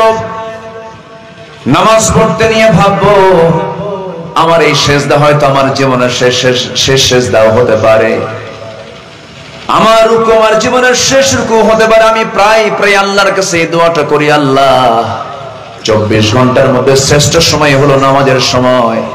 আমার মৃত্যু যেহেতু তুমি আল্লাহ দিবেই, আমি মরে যাব, আমার মরণটা যেন সেজদার মধ্যে হয়। এই দোয়াটা আমি প্রায় করি। আমার বন্ধুগণ, কোন শেষ ভালো যার, সব ভালো তার। আল্লাহর কাছে এই দোয়াটা আরেকবার করে, আরেক 2 নাম্বার দোয়া করি, আল্লাহ এই জমিনের মধ্যে শ্রেষ্ঠ জমিন হলো মদিনার জমিন, মক্কার জমিন। আল্লাহ মৃত্যু যেহেতু হবেই, রাসূলের মদিনায় মৃত্যুটা দিয়ে দিও। আমি প্রায় দোয়াটা প্রায় করি। সাইয়েদনা ওমর ফারুকের মতো মানুষ, বদর হয়ে গেছে, উহুদ হয়ে গেছে, খন্দক হয়ে গেছে, যুদ্ধ শেষ হয়ে গেছে, মুসলমানদের বিজয় যখন নিশ্চিত হয়ে গেছে, অর্ধ দুনিয়ার শাসন করছেন ওমর ফারুক, যুদ্ধ হওয়ার কোনো সম্ভাবনা আর নাই। এমন সময় তিনি দোয়া করতেছেন, প্রায় দোয়া করতেন, আল্লাহ আল্লাহুম্মা রযুকনি শাহাদাতান ফি সাবিলিক ওয়াজআল মাউতি ফি বালাদি রাসূলিক। আল্লাহ তোমার কাছে আমি শহীদের মৃত্যু তোমার কাছে কামনা করি, আল্লাহ তুমি আমাকে শহীদের মৃত্যু দিবা, এবং মৃত্যু আমার যেহেতু হতেই হবে, নবীর শহরে আমার মৃত্যুটা দিয়ে দিবা। এই দোয়াটা তিনি প্রায় করতেন। কিন্তু তিনি যে শহীদ মওত চাচ্ছিলেন, এটা কেমন করে সম্ভব? আর মদিনায় আর যুদ্ধ হওয়ার তো কোনো সম্ভাবনা নাই। কিন্তু আল্লাহ রাব্বুল আলামিন তার শাহাদাতের এই দোয়াটা কবুল করে নিয়েছেন। মৃত্যু হয়েছে মদিনা শহরে, ইন্তেকাল করেন নাই, তিনি শহীদ হয়েছেন, রক্ত ঝরিয়েছেন জীবনের শেষ সময়ে। একজন মুনাফিকের চক্রান্তে পিছন থেকে সেই বিপদগামী কিছু শয়তান শ্রেণীর মানুষ নামাজরত অবস্থায় তার পিঠে চাকু মেরে দিল, ছুরিকাঘাত করলো, রক্তাক্ত হয়ে জমিনে পড়ে থাকলেন। মসজিদের মধ্যে তিনি রক্তাক্ত হয়ে গেলেন। সেই জায়গা থেকে ধরে আনা হলো। সাইয়েদনা ওমর ফারুকের ছেলেকে ডাক দিয়ে বলছেন, কলিজার টুকরা সন্তান, আমার সারা জীবনের দোয়াটা মনে হয় আল্লাহ তাআলা আমার কবুল করে নিয়েছে। আমি মনে হয় দুনিয়া থেকে বিদায় নিয়ে নেব, কিন্তু আমার আরেকটা শখ হলো আমি আমার নবীর কবরের পাশে শুয়ে থাকব। কিন্তু জায়গা তো আমার নয়, জায়গা হলো আয়েশার। জায়গা কার? আয়েশা সিদ্দিকা রাদিয়াল্লাহু তাআলা আনহার। আমার মন চাচ্ছে আমার ইন্তেকাল মনে হয় হয়ে যাবে, আমি দুনিয়া থেকে বিদায় নিয়ে নেব, এই রক্ত গড়ার বন্ধ হবে না। আমার মন বলছে আমি জান্নাতের ঘ্রাণ পাচ্ছি, আমি দুনিয়া থেকে বিদায় নিয়ে নেব। রাসূল আমাকে ডাকতেছেন, আমি মনে হয় আর বাঁচবো না। কলিজার টুকরা সন্তানকে ডাক দিয়ে বলছেন, সন্তান যাও আয়েশার কাছে একটু গিয়ে আমার সালামটা বলো, আমার সালাম জানিয়ে বলো, আয়েশা যদি তার নিজের জায়গা যদি আমার জন্য একটু দিয়ে দিত, আমার বড় শখ আমি নবীর পাশে শুয়ে থাকবো। আমার ভাই আবু বকর নবীর পাশে শুয়ে আছেন, আমি তার পাশে শুয়ে থাকবো, একটু আমার সালাম জানায় আমার শেষ আর চাওয়াটা একটু বলো। আম্মা জান আয়েশা সিদ্দিকার সামনে গিয়ে যখন এই প্রপোজটা দেওয়া হলো, তিনি কেঁদে ফেললেন আর বললেন, আমার বড় শখ ছিল আমি আমার নবীর পাশে ঘুমাবো, কিন্তু ইসলামের সবচেয়ে বড় খলিফা দ্বিতীয় খলিফা ওমর ফারুকের মতো মানুষ আমার কাছে চাইলেই কি আমি কে মানা করতে পারি? আমি আমার নিজের জায়গা আমি ওমর ফারুককে দান করে দিলাম। সুবহানাল্লাহ। মুসলমানদের কলিজা ছোট না বড়? বড়। আম্মা জান আয়েশা তার জায়গাটা দিয়ে দিলেন। নিজের চোখে জায়গাগুলো দেখে এসেছি, মদিনায় বহুবার দেখেছি। আমার নবীজি যেখানে শুয়ে আছেন তার সাথে শুয়ে আছেন আবু বকর, তার সাথে শুয়ে আছেন ওমর ফারুক রাদিয়াল্লাহু তাআলা আনহু। লা তারফাউ আসওয়াতাকুম ফাওকা সাওতিন নবী। এই আয়াতটা ওই কবরের উপরে, ওই কবরস্থানের উপরে আয়াতটা লাগানো আছে। এই আয়াতটা নাজিল হয়েছে ওমর ফারুক এবং আবু বকর সিদ্দিক রাদিয়াল্লাহু আনহু এই দুইজনের সামনে আয়াতটা নাজিল হয়েছিল। কোন দিন আয়াতটা নাজিল হয়েছিল? আমার নবীজি আয়াত এরকম বয়ান করছিলেন, সব সাহাবীরা বয়ান শুনছিলেন, বয়ানের মাঝে রাসূল লক্ষ্য করে দেখেন ওমর ফারুক এবং আবু বকর সিদ্দিক রাদিয়াল্লাহু আনহু দুজন তারা তর্ক বিতর্ক করছিলেন। তর্ক বিতর্ক করতে করতে দুজনের কথার আওয়াজ আমার নবীর আওয়াজের চাইতে বেশি হয়ে যাচ্ছিল। সৎ আওয়াজটা বেশি হয়ে যাচ্ছিল, নবীর কষ্টের কারণ হয়ে গেল। হারে আমি দ্বীনের কথাগুলো বলি আর এই দুইজন কথাগুলো বলে আমার কথার চাইতে বড় করে পরিবেশটা নষ্ট করে ফেলে। আল্লাহ তাআলা সহ্য করলেন না, সঙ্গে সঙ্গে আয়াত নাযিল হয়ে গেল, লা তারফাউ আসওয়াতাকুম ফাওকা সাওতিন নবী, তোমরা তোমাদের আওয়াজ নবীর আওয়াজের চাইতে বড় করো না। যদি বড় করে ফেলো আন তাহবাতা আমালুকুম, তোমাদের আমলগুলোকে আল্লাহ রাব্বুল আলামিন সব কাট করে দিবেন। নামাজ কবুল হবে না, রোজা কবুল হবে না, জিহাদ কবুল হবে না বেয়াদবির জন্য। এই আয়াত যেদিন নাযিল হয়েছে সেই দিন থেকে শুরু করে নিয়ে আমার নবীর মৃত্যুর দিন পর্যন্ত ওমর ফারুক রাদিয়াল্লাহু তাআলা আনহু নবীর সামনে কখনো জোর আওয়াজে কথা বলেন নাই। এত আস্তে কথা বলতেন যে রাসূল বলতেন ওমর তোমার কথা তো আমি শুনতেই পাই না। ভয়ে ভয়ে কথা বলতেন। ইসলামে আদবের দরকার আছে না নাই? আস্তে বলবেন না, আছে না নাই? সেই আলেমদের উত্তর, সেই নবীদের উত্তরসূরি হচ্ছে আলেম উলামা। হক্কানি আলেম উলামার বিরুদ্ধে যারা, হক্কানি আলেম উলামার সাথে যারা বেয়াদবি করবে তাদের দুনিয়াও শেষ, আখিরাতও শেষ। ঠিক কি না? দুনিয়াও শেষ, আখিরাতও শেষ। বসেন, আমি কি আলোচনা চালাবো? কোনো সমস্যা নাই তো? জোরে বলি ইনশাআল্লাহ, জোরে বলি ইনশাআল্লাহ। কষ্ট হচ্ছে না তো? সম্মানিত ভাই, আজকে আমার বিশ্বাস ছিল, আমার একটা আন্দাজ ছিল, আমার অনুমান ছিল আজকে এই মাঠে জায়গা হতো না, কিন্তু এমন টাইমে বৃষ্টি হয়েছে, আবহাওয়াটা দুর্যোগপূর্ণ, আকাশে মেঘের ডাকলে তো হ্যাঁ সাইডে প্রচুর বৃষ্টি হয়ে গেছে, বজ্রপাত হয়েছে। এরপর আমরা তো মাহফিলের একটা পরিবেশ পেয়েছি ভাই, একটু জোরে বলেন আলহামদুলিল্লাহ। নূহ আলাইহিস সালাতু ওয়াস সালাম একজন আল্লাহর নবী ছিলেন, তিনি দাওয়াত দিয়েছেন 900 বছর, তাও শুধু দিনে না, ইন্নী দাআউতু কওমি লাইলা ওয়ান নাহারা, দিনে রাতে তিনি দাওয়াত দিয়েছেন। ইসলাম কবুল করছে মাত্র 80 থেকে 90 জন, আর এখানে আছে হাজার হাজার মানুষ। বলি আলহামদুলিল্লাহ, মন খারাপের কোনো কারণ নাই, ঠিক আছে না? বলি আলহামদুলিল্লাহ। আমি খুবই খুশি যে একটা লোক নড়াচড়া করছেন না, আলহামদুলিল্লাহ। একটু আমরা শেষ পর্যন্ত থাকবো, জোরে বলি ইনশাআল্লাহ। আজকে আলোচনার সাবজেক্ট কি বলেন তো? হক। মাহফিলের একটা হক আছে না নাই? এই মাহফিলের হক কি বলেন তো? বলেন বলেন কি? শেষ পর্যন্ত ধৈর্য ধরে বসে মোনাজাত পর্যন্ত থাকে, এটা একটা মাহফিলের হক। আল্লাহ কবুল করুন, জোরে বলি আমিন। তাহলে আল্লাহ তাআলার দাসত্ব যে আমরা করতে যাব, তার 1 নম্বর কাজ হলো নামাজ হবে। অসময়ে না সময়? বলেন অসময়ে না সময়? সময়।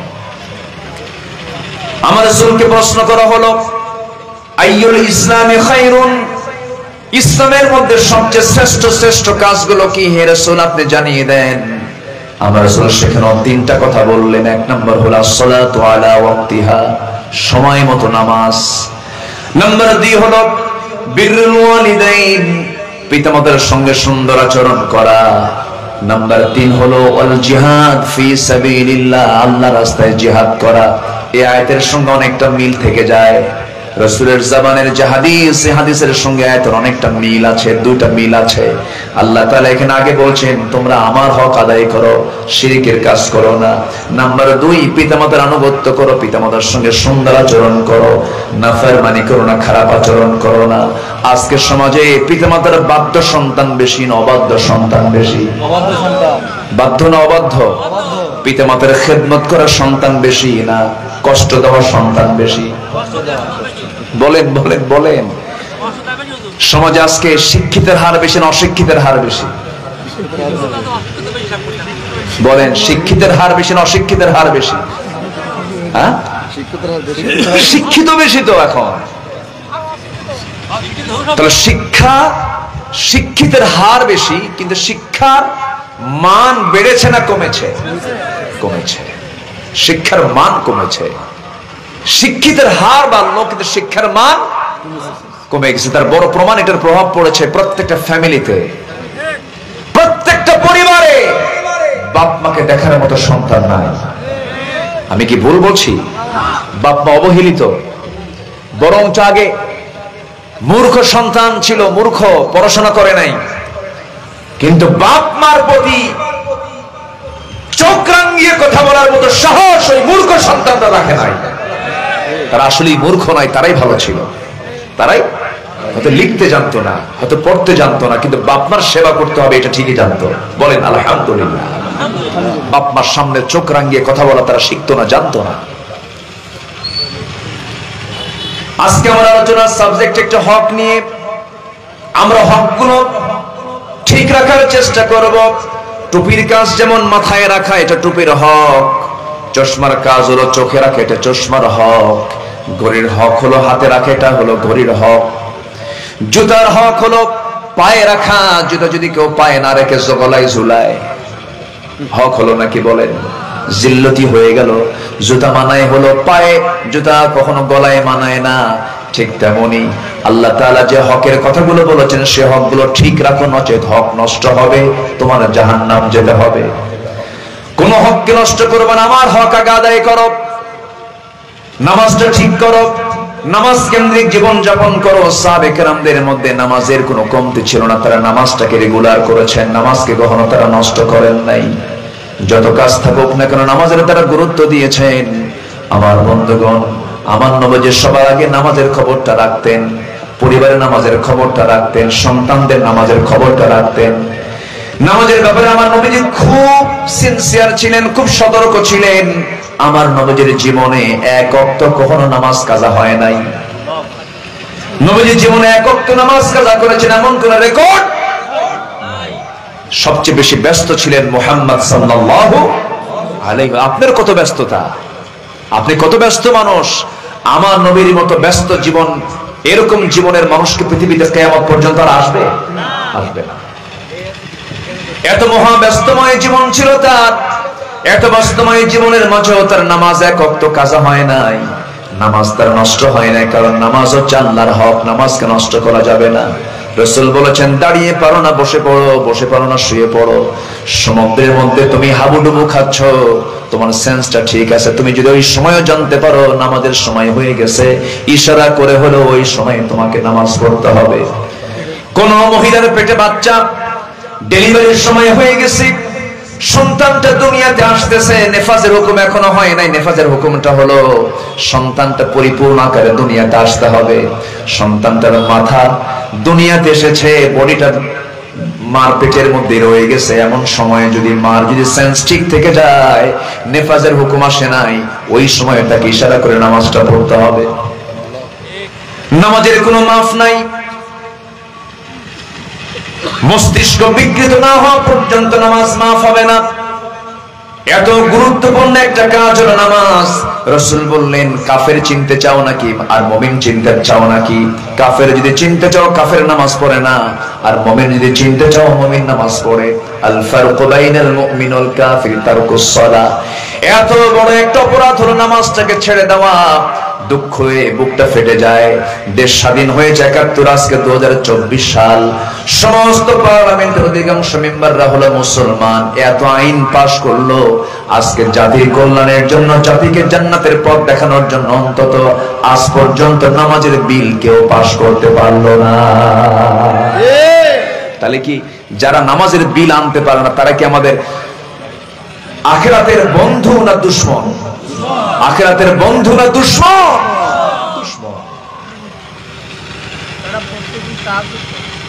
আমার বন্ধুগণ, অথচ আল্লাহ রাব্বুল আলামিন, এটা আমি আব্দুল্লাহ আমিন আমার কথা নয়, আল্লাহ বলছেন, শোনো, তোমরা যারা ক্ষমতা পাবে, রাষ্ট্রীয় ক্ষমতায় যারা অধিষ্ঠিত হবে, তোমাদের কণ্ঠভোটে যারা আইন, তোমাদের কণ্ঠভোটে তোমাদের যখন আইনটা পাস হবে, তোমাদের দায়িত্ব হলো, আমি আল্লাহ তোমাদেরকে 4টা দফা দিয়ে দিলাম। 1 নম্বর হলো আমার হক। 1 নম্বর কার হক? আল্লাহর হক। আল্লাহর হক। আল্লাহ বলছেন 4টা হক তোমরা আদায় করবে। 1 নম্বর হচ্ছে আমি আল্লাহ আমার হক আদায় করো। ওই হকটা সমাজে চালু করে দাও। যারা পারেন সব মিলে আমার সাথে একটা বলুন, আল্লাযীনা ইম্মাক্কান্নাহুম ফিল আরদি আকামুস সালাহ ওয়া আতাবুস যাকাহ ওয়া আমারু বিল মা'রুফি ওয়া নাহাউ আনিল মুনকার ওয়ালিল্লাহি আকিবাতুল উমুর। জোরে বলুন আল্লাহু আকবার। আল্লাহ রাব্বুল আলামিন বলেন, এই দুনিয়ার জিন্দেগি দামি যাদেরকে রাষ্ট্রীয় ক্ষমতা দান করব, এক নাম্বার কাজ হবে তারা আল্লাহর হক সমাজে চালু করে দেবে, নামাজটাকে সমাজে কায়েম করবে। এক নাম্বার হক কার হক বলে? নামাজ কায়েম করবে। আজকে নামাজ যদি রাষ্ট্রীয় পর্যায়ে কায়েম হতো, সমাজে নামাজি লোক বেশি হতো না কম হতো? বলেন বলেন বলেন। আজকে সমাজে নামাজি বেশি না বেনামাজি বেশি? আমি কি দোয়া করে দেব? ওঠেন কেন? যাচ্ছেন না তো? কই যাচ্ছেন? বসেন, একটু বসেন। আমি খুবই আনন্দিত আজকে। ওই যে চা আসতেছে, চা কারে খাওয়াবেন? ভিতরে দিয়ে দেন। আলহামদুলিল্লাহ। সম্মানিত ভাইয়েরা, নামাজটা কার হক বলেন? আল্লাহর হক। এরপরে আল্লাহ বলছেন ওয়া আতাউজ যাকাত, তারা যাকাত আদায় করবে। যাকাত মানে সংগ্রহ করার দায়িত্ব কি ব্যক্তির না রাষ্ট্রের? আসতে কয় মূলত দায়িত্ব কার? ব্যক্তির না রাষ্ট্রের? আচ্ছা, এটা কি আছে? বলেন, এটা কি আছে? আমি শুধু একটা হিসাব দিই, পরিসংখ্যান দিচ্ছি আপনাকে। যদি ব্যাংকিং হিসাব অনুযায়ী,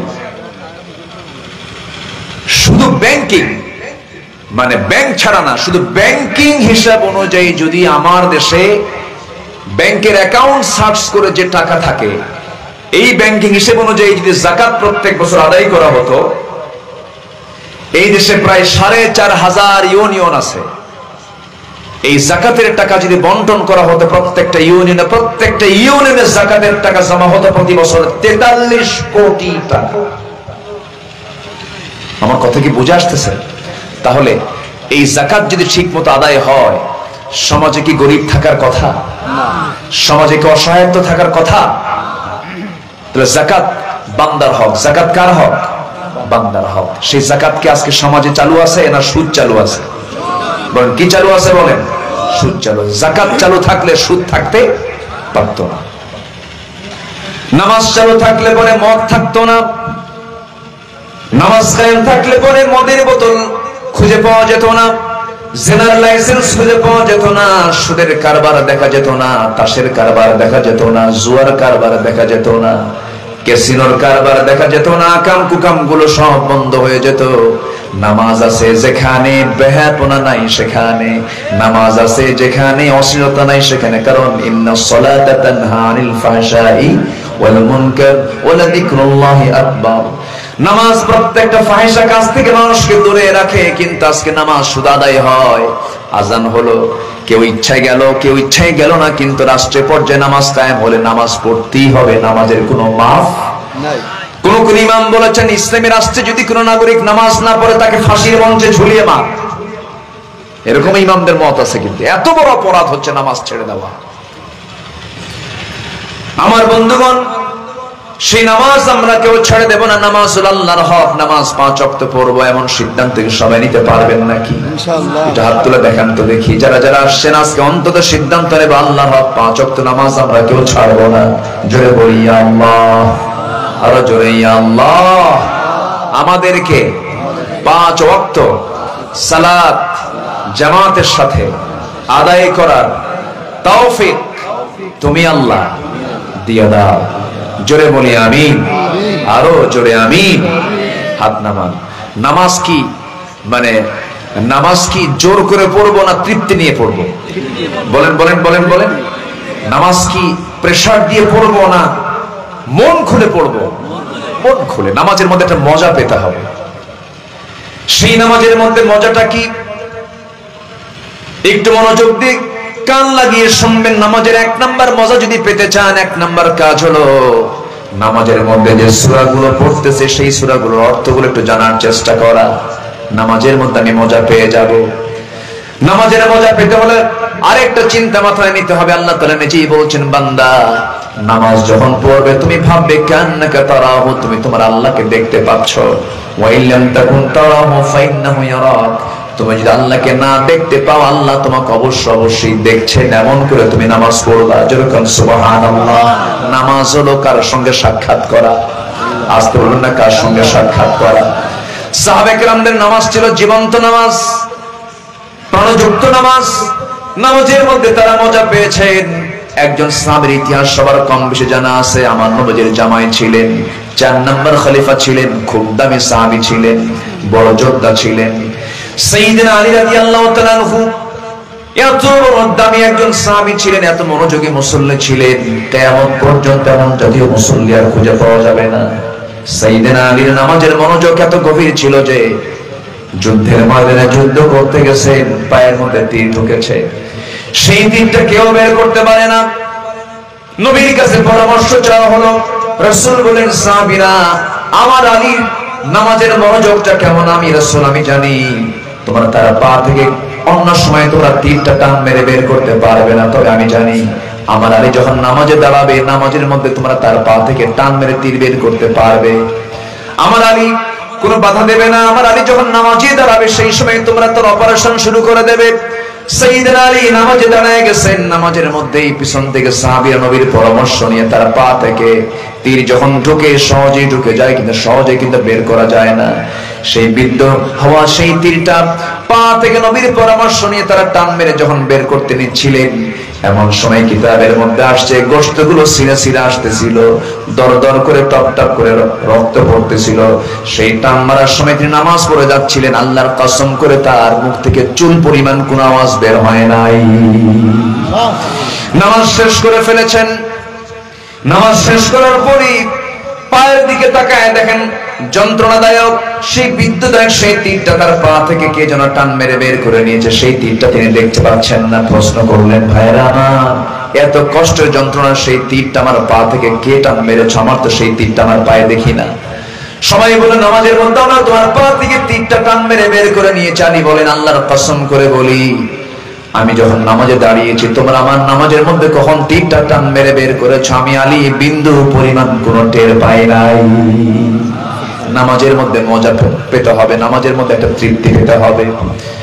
আমার বন্ধুগণ, আবার বুঝবো না যে নামাজের মধ্যে দুনিয়ার কথা মনে হবেই না হবে। নামাজের মধ্যেই তো দুনিয়ার কথা সবচেয়ে বেশি মনে হয়ে যায়। এখানে যারা বসে আছেন কেউ বুকে হাত দিয়ে বলতে পারবেন কি নামাজের মধ্যে দুনিয়ার কথা মনে হয় না? মনে হয়ে যায়। হঠাৎ করে একদিন এক সাহাবীর মনে হলো নামাজের মধ্যে দুনিয়ার কথা মনে হয়, নামাজ আমার কবুল হবে কিনা জানি না। নবীর কাছে গেলেন, নবীজি নাই। সাইয়েদনা আলীর কাছে গিয়ে বলেন, আলী নামাজের মধ্যে মাঝে মাঝে দুনিয়ার কথা মনে হয়, নামাজ আমার কবুল হবে নাকি? সাইয়েদনা আলী শক্ত ফতোয়া দিলেন, নামাজ কবুল হবে না। এই ফতোয়া শুনে ওই সাহাবীটা হতাশ চিত্তে বাড়িতে চলে গেলেন। নবীর কাছে সংবাদ চলে এলো। রাসূল বললেন, তোমার কাছে কোন এক বেদুইন সাহাবী এসেছিলেন, তুমি তার জবাবে কি বলেছো? নামাজের মধ্যে দুনিয়ার কথা মনে হলে নামাজ কবুল হবে না, তাই নাকি?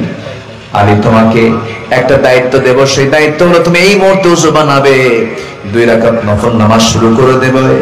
নফল নামাজ যখন তোমার শেষ হয়ে যাবে আমি আমার পক্ষ থেকে সুন্দর একটা চাদর তোমাকে উপহার দেব। সাইয়েদনা আলীর আনন্দ দেখে কে ওযু বানালেন, নামাজে দাঁড়ালেন। নফল নামাজ পড়ার পরে তিনি নবীর পক্ষ থেকে একটা চাদর পাবেন। সেই চাদর পাওয়ার নেশায়, চাদর পাওয়ার মন মানসিকতা নিয়ে নামাজে দাঁড়ায় গেছেন সাইয়েদনা আলী। নামাজ শুরু করেছেন। প্রথম রাকাত খুব মনোযোগ দিয়েছেন। দ্বিতীয় রাকাতে নামাজ পড়তে নিয়ে মনে মনে চিন্তা করছেন, রাসূল যে বললেন আমাকে চাদর দিবেন, সেই চাদরটা মা আয়েশার ঘরের চাদর না মা হাফসার ঘরের চাদর। মন চলে গেছে কোথায়? কোথায় গেছে? মনে চাদরে চলে গেছে। নামাজ শেষ করে ফেলেছেন আলী। আসসালামু আলাইকুম ওয়া রাহমাতুল্লাহ, আসসালামু আলাইকুম ওয়া রাহমাতুল্লাহ সালাম ফিরলেন। নবীর চোখ, আলীর চোখ পড়ে গেছে। আমার নবীজি মুস্কি মুস্কি আসেন, আলীও মুস্কি মুস্কি আসেন। রাসূল বলেন, আলী রে নামাজ শেষ করার পর আমার দিকে তাকায় দেখে মুস্কি মুস্কি আসো কেন? হযরত আলী বলেন, হুজুর আপনি যে কারণে আমিও সেই কারণে। আল্লাহু আকবার বলবেন। রাসূল বলেন, তোমার ফতোয়া অনুযায়ী তোমার নামাজ হয়েছে নাকি? না হুজুর নামাজ তো হয় নাই। রাসূল বলেন, কেন হবে না? অবশ্যই নামাজ হয়েছে, কারণ নামাজের মধ্যে যদি কোনো ওয়াজিব কাজ ছুটে যায়, শেষ বৈঠকে ডান দিকে একটা সালাম ফিরে দুইটা সিজদা পেনাল্টি মেরে দিবা, আল্লাহ তোমার ভুলগুলোকে শুদ্ধ করে নামাজ কবুল করে নিবে। জোরে বলে সুবহানাল্লাহ। আমার বন্ধুগণ, বান্দা যখন নামাজে দাঁড়ায় আল্লাহ তাআলা খুব খুশি হয়ে যান। আল্লাহ তাআলা সবচেয়ে বেশি খুশি হন বান্দা যখন সিজদায় যায়। আল্লাহু আকবার বলে। বান্দা সিজদায় গেলে আল্লাহ বান্দার সব গুনার কথা ভুলে যান। বান্দা যখন সিজদায় যায় তখন আল্লাহ সব ভুলে যান, বান্দার যত গুনাহ আছে সব ভুলে যান আল্লাহ। আল্লাহু আকবার বলে। আল্লাহর রহমত পাওয়ার জন্য এক নাম্বার কাজ হলো কি করা বলেন তো? নামাজ। নামাজকে আমরা রেগুলার করব। জোরে বলি ইনশাআল্লাহ। জোরে বলি ইনশাআল্লাহ। নামাজ আমরা কেউ ছেড়ে দেব? আমার বন্ধুগণ, এই নামাজের ব্যাপারে সাহাবায়ে কেরাম খুব যত্নবান ছিলেন। আমার নবীও যত্নবান ছিলেন। নামাজের ব্যাপারে তিনি খুব সতর্ক থাকতেন, কারণ ইমানদারের যতগুলো গুণ আছে সমস্ত গুণের মধ্যে এক নম্বর গুণ থাকা চাই হলো নামাজ। এবং জাহান্নামে যাওয়ার জন্য এক নাম্বার কারণ হলো নামাজ না পড়ে যাওয়া। আনিল মুজরিমিন মা সালাকাকুম ফি সাকার ক্বালু লাম নাকু মিনাল মুসাল্লিন। আবার আল্লাহ তাআলা ইমানদারদের গুণ নিয়ে বলেছেন, قد أفلح المؤمنون الذين هم في صلاتهم خاشعون। এবং শেষে আবার বলেছেন الذين هم على صلواتهم يحافظون। নামাজ দিয়ে শুরু, নামাজ দিয়ে শেষ, এরপরে বলছেন أولئك هم الوارثون الذين يرثون الفردوس هم فيها خالدون। এমন গুণ অর্জন করবে আমি আল্লাহ তোমাকে জান্নাতুল ফেরদাউসের চাবি তোমার হাতে তুলে দেব। জোরে বলি সুবহানাল্লাহ। নামাজ, যেখানে নামাজের পরিবেশ পাবেন না সেখানে যাবেন না। যে নেতার চেহারায় নামাজের চিহ্ন নাই, যে নেতার চেহারায় নবীজির সুন্নাত চিহ্ন নাই, ওই সমস্ত নেতার মুখে আমরা জুতা মেরে দেব। ঠিক কি না? আমার দেশে কোনো কিছুর সংকট নেই, শুধু সংকট হলো এখন সৎ যোগ্য নেতৃত্বের সংকট। আদর্শ নেতা তৈরি করুন, আদর্শ নেতৃত্ব তৈরি করুন। কোন চোর, হক নষ্টকারী কোন নেতৃত্ব আমরা মানি না। মনে থাকবে কথাগুলো? সবার কি মনে থাকবে কথাগুলো? আল্লাহ বোঝার তৌফিক দান করুন। জোরে বলি আমিন। বান্দার হক নষ্ট করার মতো লোক আছে না নাই? আসতে বলবেন না, আছে না নাই? শাসক তো ওমরও ছিলেন, শাসক ওমরও ছিলেন, কি ঠিক কিনা বলেন? আমরা এমন একটা শাসক আমরা চাই না? আমরা ওমর শাসক ভালো হয়েছেন কিসের কারণে বলেন? কিসের কারণে? কোরআনের নাম হলো ফুরকান আর ওমরের নাম হলো ফারুক। ওমরের নাম কি? ফারুক। কোরআনের জীবন্ত রূপ ছিলেন ওমরে ফারুক রাদিয়াল্লাহু তাআলা। জোরে বলেন আল্লাহু আকবার। ওমর ছিলেন আগে জিরো। ওমর আগে কি ছিলেন? জিরো। তিনি হিরো হয়েছেন কি মেনে? কি মেনে বলেন? কোরআন মেনে তিনি হিরো হয়েছেন। জিরো ছিলেন, কি ছিলেন? জিরো। রাসূলকে মারার জন্য যায় সে লোক কি হিরো হয় না জিরো হয়? জিরো ছিলেন। রাসূলকে মারতে গেছেন তখন তিনি ছিলেন জিরো। আর ঈমান এনেছেন, কোরআন মেনেছেন, হয়ে গেছেন কি? হিরো হয়ে গেছেন। জান্নাতের সংবাদ দুনিয়াতে বসে পাইছেন। সুবহানাল্লাহ বলবেন না? রাসূল বলেছেন ওমর ফিল জান্নাহ। আল্লাহু আকবার। আমার ওমর জান্নাতি। জোরে করে আল্লাহু আকবার। আমি নবী, আমি শেষ নবী, আমার পরে যদি কোনো নবুয়তের সিলসিলা জারি থাকতো লাকানা ওমর, আমারই ওমর হতো নবী। জোরে করে সুবহানাল্লাহ। এমনি নয়, একটা মাত্র কারণ, সেটা হলো তার সম্মান বাড়িয়ে দিয়েছে কি? আমার আপনার সম্মানও বাড়বে কি দিয়ে? আসতে বলবেন না কি দিয়ে? কোরআন ছেড়ে দেব, লাঞ্ছিত হব। গোটা পৃথিবীতে আজকে মুসলমান লাঞ্ছিত হওয়ার এক নম্বর কারণ হলো কোরআনটাকে ছেড়ে দেওয়া। আপনি কোন দল করেন, যে দলের বাস্তবায়ন কোরআন হবে না, কোরআন দিয়ে হবে না, সেই দল আমাদের করা যাবে না। সম্মানিত ভাইয়েরা, শাসক ছিলেন ওমর। তারা ছিলেন বাহ্যিকভাবে যেমন বড় বিশাল সাম্রাজ্যের যারা খলিফা ছিলেন, আবার মানুষের মনোজগতেরও তারা সম্রাট ছিলেন। আল্লাহু আকবার বলেন। মনের জগৎটাকে তারা দখল করেছেন। তারা মুকুটহীন সম্রাটও ছিলেন মনের জগতের দিক থেকে, আবার তারা ছিলেন গোটা দুনিয়ার সম্রাট ছিলেন। আল্লাহু আকবার বলেন। আমরা এমন শাসককে দেখতে চাই? আমরা এমন শাসককে দেখতে চাই? দেখতে হবে কি দিয়া? দেখতে হবে কি দিয়া? একটা মানুষকে মাপবো কি দিয়া? আমাদের মাপকাঠি কি? আমাদের মাপকাঠি কি? কোরআন। কোরআন হচ্ছে আমাদের মাপকাঠি। আল্লাহ বোঝার তৌফিক দান করুন, জোরে বলে আমিন। সাইয়েদনা ওমর ফারুকের শাসনামলে একজন গভর্নর ছিলেন। ওমরের জীবন বলতেছেন, শুধু একজন গভর্নরের জীবনটা বলতেছে, একটু বলি, আমি শেষের দিকে আস্তে আস্তে যাব। সম্মানিত ভাইয়েরা, তিনি ছিলেন একটা প্রদেশের গভর্নর। খলিফা ওমর ফারুকই তাকে নিযুক্ত করেছেন। বললেন, সাইদ বিন আমির, তুমি হিমসের দায়িত্ব পালন করো। এক বছরে যেতে না যেতে জনগণ তার বিরুদ্ধে রিপোর্ট করলো। মদিনা এসে বলল, এই গভর্নর হবে না, বাদ দেন। কেন? তার বিরুদ্ধে 4টা অভিযোগ দিল। কয়টা অভিযোগ দিল বলেন তো? 4টা অভিযোগ তার বিরুদ্ধে দেওয়া হলো। 4 অভিযোগের ভিতরে 1 নম্বর অভিযোগ হলো, আমিরুল মুমিনিন ওমর ফারুক রাদিয়াল্লাহু তাআলা আনহু, এই গভর্নর আমাদের চলবে না। কেন? 1 নম্বর অভিযোগ হলো, প্রত্যেক দিন অফিসে দেরি করে আসে। নাম্বার 2 অভিযোগ হলো, সপ্তাহে 1 দিন আসে না। সপ্তাহে 1 দিন আসে না।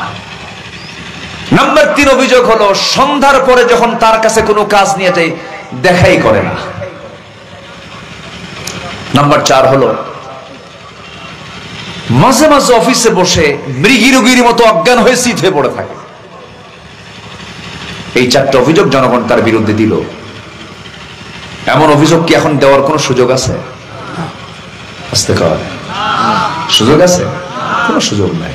সব এখন তো দিনের কাজ রাতই হয়ে যায়, ঠিক আছে না? সোনার বাংলা, সোনার দেশ, দিনের কাম রাতই শেষ। আচ্ছা, যাই হোক, কষ্ট পাচ্ছেন নাকি আপনারা? সমস্যা নাই। আমরা এতদিন এরকম শুনেছি, মাঝে মাঝে দাদা দাদিও নির্বাচনে চলে আসছে, তাই না? মরা মানুষ চলে আসছে। আল্লাহ, তুমি আমানত রক্ষা করার তৌফিক সবাইকে তুমি আল্লাহ দিয়ে দাও। জোরে বলি আল্লাহুম্মা আমিন। আপনার এই সিলের দাম আছে না নাই? বলেন, এই ফিঙ্গারপ্রিন্টের দাম আছে না নাই? এটা কি একটা চিহ্ন নয়? এটা কি একটা হক নয়? বলেন, এটা কি একটা হক নয়? হক, এটা একটা হক। আপনি যদি হক নষ্ট করেন, জবাব দিতে হবে কিয়ামতের দিন, আল্লাহ আদালতে, আখিরাতে। নষ্ট করা যাবে না, এটা একটা হক। জনগণ যখন এই 4টা অভিযোগ দিল, সাইয়েদনা ওমর ফারুক শুনলেন, শুনে বললেন, ঠিক আছে, তোমরা যাও, আমি এক্ষুনি সাইদ বিন আমিরকে তালাশ করছি। উনি খবর দিলেন, তুমি আসো, যা কিছু আছে সব নিয়ে আসো। সাইদ বিন আমির করলেন কি, ঘুটি বাটি যা ছিল ওনার সব ওনার সঙ্গেই ছিল। ওই যে ধান যখন বহন করে মাঠ থেকে চাষি, সামনে কিছু ধান, পিছনে কিছু ধান থাকে, মাঝখানে যেটা, ওটাকে কি বলে এলাকা? বাগ, বাগ বলে অথবা বাং বলে, এক একটা এলাকায় একটা শব্দ থাকে। এরকম একটা বাং জাতীয়, বাগ জাতীয় তিনি ঘাড়ে নিয়ে, সামনে কিছু সামান, পিছনে কিছু সামান নিয়ে, একটা দেশের গভর্নর, একটা প্রদেশের গভর্নর তিনি আসতেছেন মদিনার দিকে। সামনে দাঁড়ায় গেলেন। ওমর ফারুক বললেন, সাইদ বিন আমির, তুমি কি একেবারে চলে আসছো? হ্যাঁ, সব কিছু নিয়ে আসছি, আমার সাথে যা দেখতেছেন এছাড়া দুনিয়ার আমার কোনো সম্পত্তি নেই। সুবহানাল্লাহ বলবেন না? উনি একবার হিমস ভিজিট করতে গেছেন। খলিফা তো, উনি তো সেন্ট্রাল খলিফা। ওই হিমস প্রদেশ ভিজিট করতে যাওয়ার আগ দিয়ে তিনি বললেন, গরিবদের একটা তালিকা করো, সবচেয়ে বেশি গরিব কারা। 1 নম্বর তালিকার নাম আসছে হলো সাইদ বিন আমির, যিনি হিমসের গভর্নর। আল্লাহু আকবার বলুন। খলিফা ওমর ফারুক বলছেন যে এই 1 নম্বর ব্যক্তি সাইদকে, যিনি গভর্নর, তিনি সবচেয়ে বড় ফকির। আল্লাহু আকবার বলবেন না? সেই সাইদ বিন আমির সামনে দাঁড়ানো ওমর ফারুক রাদিয়াল্লাহু আনহু বলছেন, সাইদ, বড় শখ করে হিমস প্রদেশটাকে সাজানোর জন্য তোমাকে পাঠালাম, কিন্তু জনগণ তোমার বিরুদ্ধে রিপোর্ট করেছে। এই রিপোর্টের জবাব তুমি কি দিতে পারবে নাকি? নচিত আমি তোমাকে হিমসের দায়িত্ব আর দেব না। তোমাকে একেবারে নিয়ে আসলাম, তোমাকে আর দায়িত্ব পালন করতে দেব না। সাইদ বিন আমির বলছেন, আমিরুল মুমিনিন কি কি অভিযোগ দিয়েছে বলুন। অফিসে দেরি করে যাও, সপ্তাহে 1 দিন যাও না, সন্ধ্যার পরে জনগণ আসলে কথা বলো না, আর মাঝে মাঝে মৃগী রোগীর মতো অজ্ঞান হয়ে জমিনে পড়ে থাকো, অফিসের মধ্যে পড়ে থাকো, সেবা করবা কেমনে? এই চারটা অভিযোগ শোনার সঙ্গে সঙ্গে তিনি বলছেন, আমিরুল মুমিনিন, আমাকে সুযোগ যদি দেওয়া হয় এই চার অভিযোগের খণ্ডন আমি আপনাকে করতে পারবো, তার জবাব আমি সঠিকভাবে দিতে পারবো। এই চারটা ভুল আমার কোনো ভুল নয়, তার জবাব আমার কাছে রেডি আছে। জোরে বলেন সুবহানাল্লাহ। কি জবাব দিতে তাদের মধ্যে ছিল?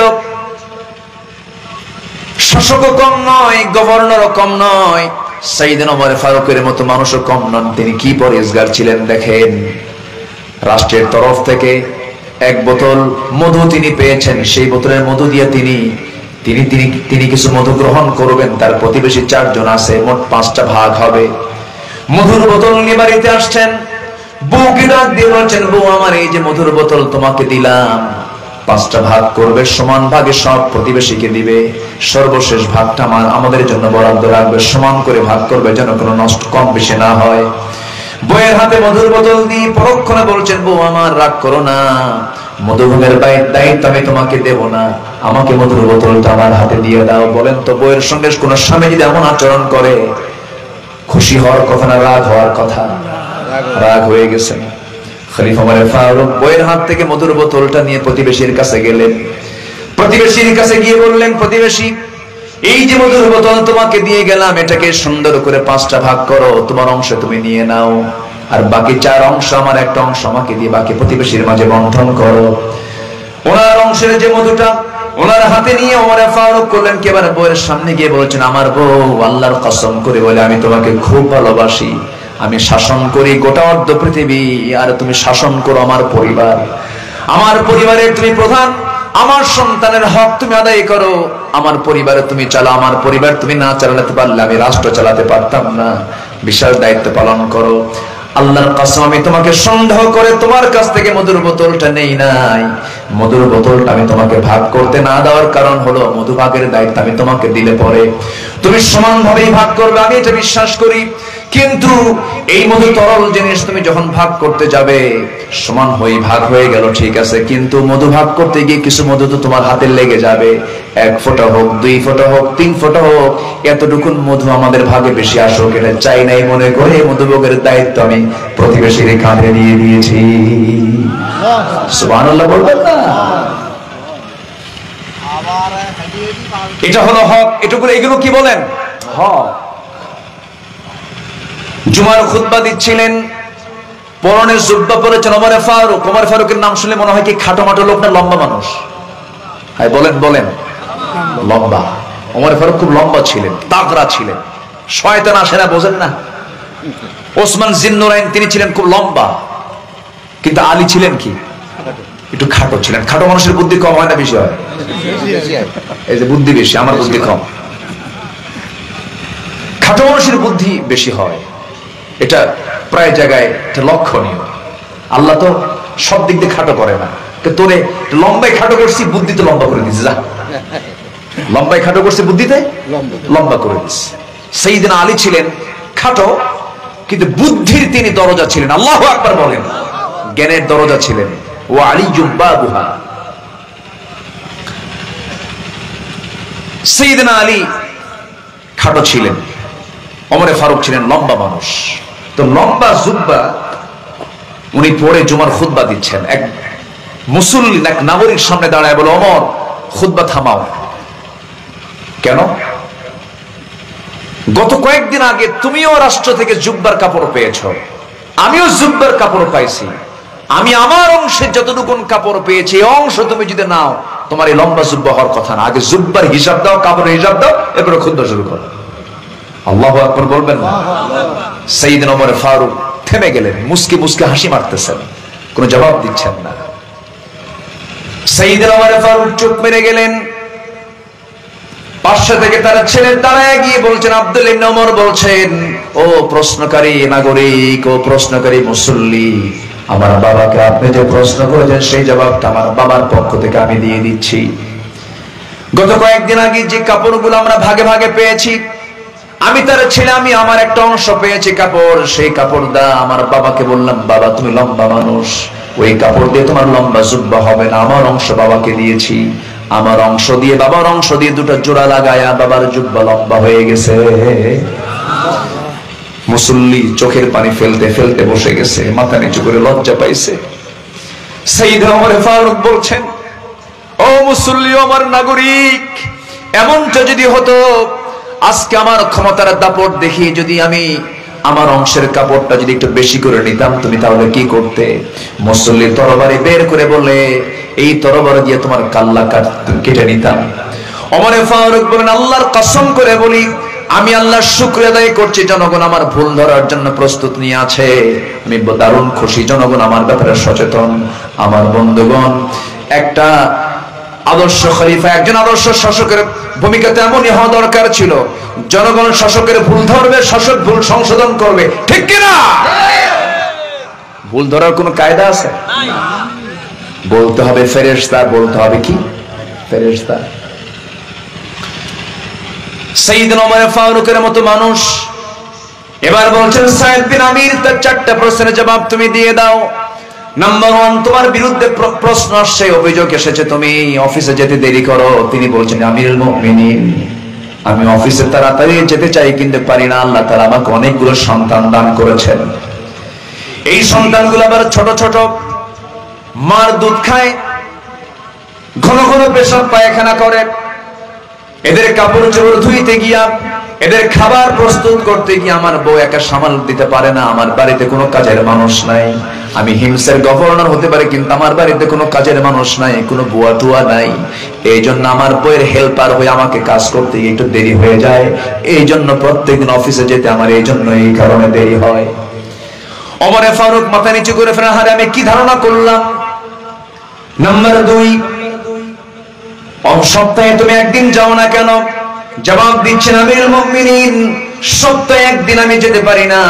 আমার যে পরনের জুব্বাটা দেখতেছেন, আল্লাহর কসম করে বলি, এই জুব্বা ছাড়া দ্বিতীয় কোনো কাপড় আমার বাড়িতে নাই। এই জুব্বা আমি একদিন নয়, দুদিন নয়, 6টা দিন পরার পর প্রচুর ময়লা হয়ে যায়।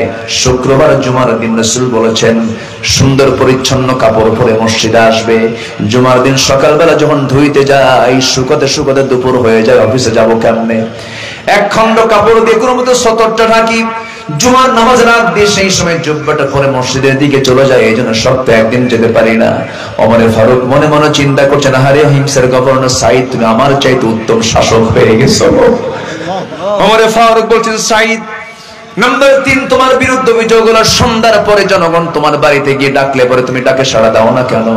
তিনি বলছেন, আমিরুল মুমিনিন, সন্ধ্যার পর আমার সন্তানগুলো অনেক, তাদেরকে আমি তালিম দেই, তাদেরকে আমি আদবের শিক্ষা দেই, সারাদিন জনগণকে সময় দেই, সন্ধ্যার পর আমার সন্তানদেরকে আমি সময় দেই। এছাড়া নামাজ যখন হয়ে যায়, 10টা যখন বেজে যায়, নামাজে দাঁড়ায় গোটা রাত আমি আমার আল্লাহকে সময় দেওয়া শুরু করে দেই। দিনের বেলা জনগণের সময় দিই, সন্ধ্যা থেকে সা পর্যন্ত আমার পরিবারকে সময় দিয়ে দেই, সন্তানদেরকে তালিম দেই, শিক্ষা দেই। রাত যখন গভীর হয়ে যায়, তখন আল্লাহর সঙ্গে আমি কথা বলা শুরু করে দিই, আল্লাহর সঙ্গে আমি টাইম ব্যয় করি। ওমর ফারুক মনে মনে চিন্তা করছে, না রে, এই প্রশ্নগুলো আমি করতে গেলাম কেন? নাম্বার 4 প্রশ্ন হলো, সাইদ বিন আমির, তোমার বিরুদ্ধে জনগণ অভিযোগ দিয়েছে, তুমি মাঝে মাঝে অফিসে বসে মৃগীর মতো অজ্ঞান হয়ে পড়ে থাকো, এর কারণটা কি? সাইদ বিন আমির বলছেন, আমাকে এমন প্রশ্ন করলেন, আমার আগের কথা মনে হয়ে গেল। সেই কথাটা হলো, আমি যখন মুসলিম হই নাই, আমি যখন ইসলাম কবুল করে নাই, আমি যখন ঈমান আনি নাই, সেই সময় জাহেলি যুগে মক্কার কুরাইশদের আমি অন্তর্ভুক্ত ছিলাম। মদিনা থেকে আমাদের প্রিয় সাহাবী খুবাইব ইবনে আদি রাদিয়াল্লাহু তাআলা আনহুকে ধরে এনে মক্কার জেলখানে আটকে রাখলো কুরাইশরা। আমি নিজের চোখে দেখেছি, খুবাইবের খাবার বন্ধ করে দিয়েছে। খুবাইবকে জান্নাতের খাবার আল্লাহ তাআলা জেলখানার মধ্যে খাওয়ায় দিয়েছে। আমি তার দায়িত্বে ছিলাম। কিন্তু খুবাইবকে যখন বলা হলো, খুবাইব ইসলাম ছেড়ে দাও, খুবাইব বলল, না, হাসতে হাসতে জীবন দেব কিন্তু ঈমান ছেড়ে দেব না। শেষ পর্যন্ত সিদ্ধান্ত না হলো, তাকে ফাঁসিতে ঝুলাইয়া তাকে দুনিয়া থেকে বিদায় করা হবে, ফাঁসি কাস্টে ঝুলিয়ে তাকে দুনিয়া থেকে বিদায় করে দেওয়া হবে। এমন সিদ্ধান্ত যখন চূড়ান্ত হয়ে গেছে, সঙ্গে সঙ্গে আমার চোখের সামনে তাকে ধরে নেওয়া হলো, বলা হলো, খুবাইব, তোমার অন্তিম ইচ্ছাটা আমরা পূরণ করতে চাই। তুমি তো আমাদের আত্মীয় স্বজন, শেষ ইচ্ছা বলতে তোমার পরিবারের সঙ্গে তুমি সাক্ষাৎ করতে চাও নাকি? আমরা এমন প্রস্তাব দিলাম, কিন্তু খোবাইব বলল না না, দুনিয়ার কারোর সঙ্গে সাক্ষাৎ করার দরকার নেই। আমাকে যদি সুযোগ দাও, ওজুর পানি আমাকে যদি দিতে পারো, নামাজে দাঁড়ায় আমি আল্লাহর সঙ্গে সাক্ষাৎ করতে চাই। ওজুর পানি দেওয়া হলো। ওজুর পানি দেওয়ার পর আমিরুল মুমিনিন সে নামাজে দাঁড়ায় গেল। নামাজ পড়লো খোবাইব। নামাজ শেষ করে হাত উঁচু করে বলছে, আকাশের মালিক আল্লাহ, 4টা মাস হতো চললো, রাসূলকে দেখি না। আমি যদি দুনিয়া থেকে বিদায় হয়ে যাই, তোমার কাছে আমার প্রার্থনা আল্লাহ, আমার বিদায়ী সালামটা তুমি নবীজির দরবারে পৌঁছায়া দিও। এই কথা বলেই খোবাইব আর দেরি করে না। আমাদের চোখের সামনে আমরা কেউ তাকে ধরলামও না, জোর করে ফাঁসি মঞ্চের দিকে নিয়ে গেলাম না, ফাঁসি কাস্টের দিকে নিয়ে গেলাম না, শুলে চড়ানো লাগলো না। খোবাইব স্বেচ্ছায় দৌড় মেরে মেরে শুলে কাস্টের দিকে চলে যায়, পিছন দিকে। আমরা প্রশ্ন করলাম, খোবাইব কেউ কি মরার জন্য কেউ দৌড়ায় নাকি? খোবাইব বলতেছে, আমি তো মরার জন্য দৌড়াই না রে পাগল, আমি দৌড়াচ্ছি আমার আল্লাহ আমাকে 8টা জান্নাতের দরজা আমাকে একটা একটা করে দেখায় দিতেছেন। আল্লাহু আকবার। জান্নাতের দরজাগুলো আমি দেখতেছি, জান্নাতের গন্ধগুলো আমার নাকে পাচ্ছিলাম। আমি নিজের চোখে দেখলাম আমিরুল মুমিনিন, আমরা তাকে শুলে চড়ালাম, 2 হাত বেঁধে ফেললাম, 2 পা বেঁধে ফেললাম। এমন সময় খোবাইবকে বললাম, খোবাইব, একজন প্রশ্ন করে ফেললো, খোবাইব এই মুহূর্তে তোমাকে এই জায়গায় না বেঁধে যদি তোমার জায়গায় মুহাম্মদকে যদি হাত পা বাঁধতে পারতাম কতই না ভালো হতো। সঙ্গে সঙ্গে খোবাইব খেপে গিয়ে রেগে গিয়ে মুখের মধ্যে কয়েক মিনিট ধরে থুতু জমা করে সেই ব্যক্তির মুখ বরাবর মেরে দিয়ে বলতেছে, আল্লাহর কসম করে বলি, আমার চোখের সামনে আমার নবীর একটা পশমের ক্ষতি হবে, আমি খোবাইব তাকে হালে ছেড়ে দিতাম না। এই কথা বলার সঙ্গে সঙ্গে আমি নিজের চোখে দেখলাম একজন কুরাইশ, একজন কাফের এসে নেজা তরবারি দিয়া তার ডান হাতে মেরে দিল। ডান হাত ছিটকে পড়ে গেল, বাম হাতে আঘাত করলো, বাম হাত ছিটকে পড়ে গেল। খোবাইব চিৎকার মেরে মেরে হাসে। আমরা সবাই বললাম, খোবাইব তোমার একটা করে অঙ্গহানি হয়, তুমি চিৎকার মেরে মেরে হাসো কেন? তো তোমরা আমার একটা করে অঙ্গহানি করে দাও, আল্লাহ তাআলা জান্নাতের একটা করে হুর আমাকে দেখায় দেখায় দেয়। এমন সময় আমিরুল মুমিনিন আমি দেখতে পেলাম আরেকজন কাফের এসে তার নেজা তরবারি তার কলিজা বরাবর মেরে দিল, বুক দিয়ে ঢুকিয়ে পিঠ দিয়ে বের হয়ে গেল। খোবাইব দুনিয়া থেকে বিদায় নিয়ে নিল। আমার চোখের সামনে আমার লোমহর্ষক ঘটনা ঘটলো। আমি প্রতিবাদ করতে পারিনি, আমার শিরকিয়াতের কারণে, আমার জিহাদের কারণে। আজকে আমি দ্বীন গ্রহণ করেছি, ইসলাম গ্রহণ করেছি। আমার কাছে মনে হয় এত বড় আসামি এই দুনিয়াতে আমার ছাড়া আর কেউ নাই। ওই খোবাইবের কথা যখন অফিসে বসে বসে মনে করি, আমার সেন্সটা কাজ করে না, মৃগীর মতো অজ্ঞান হয়ে আমি জমিনে পড়ে থাকি।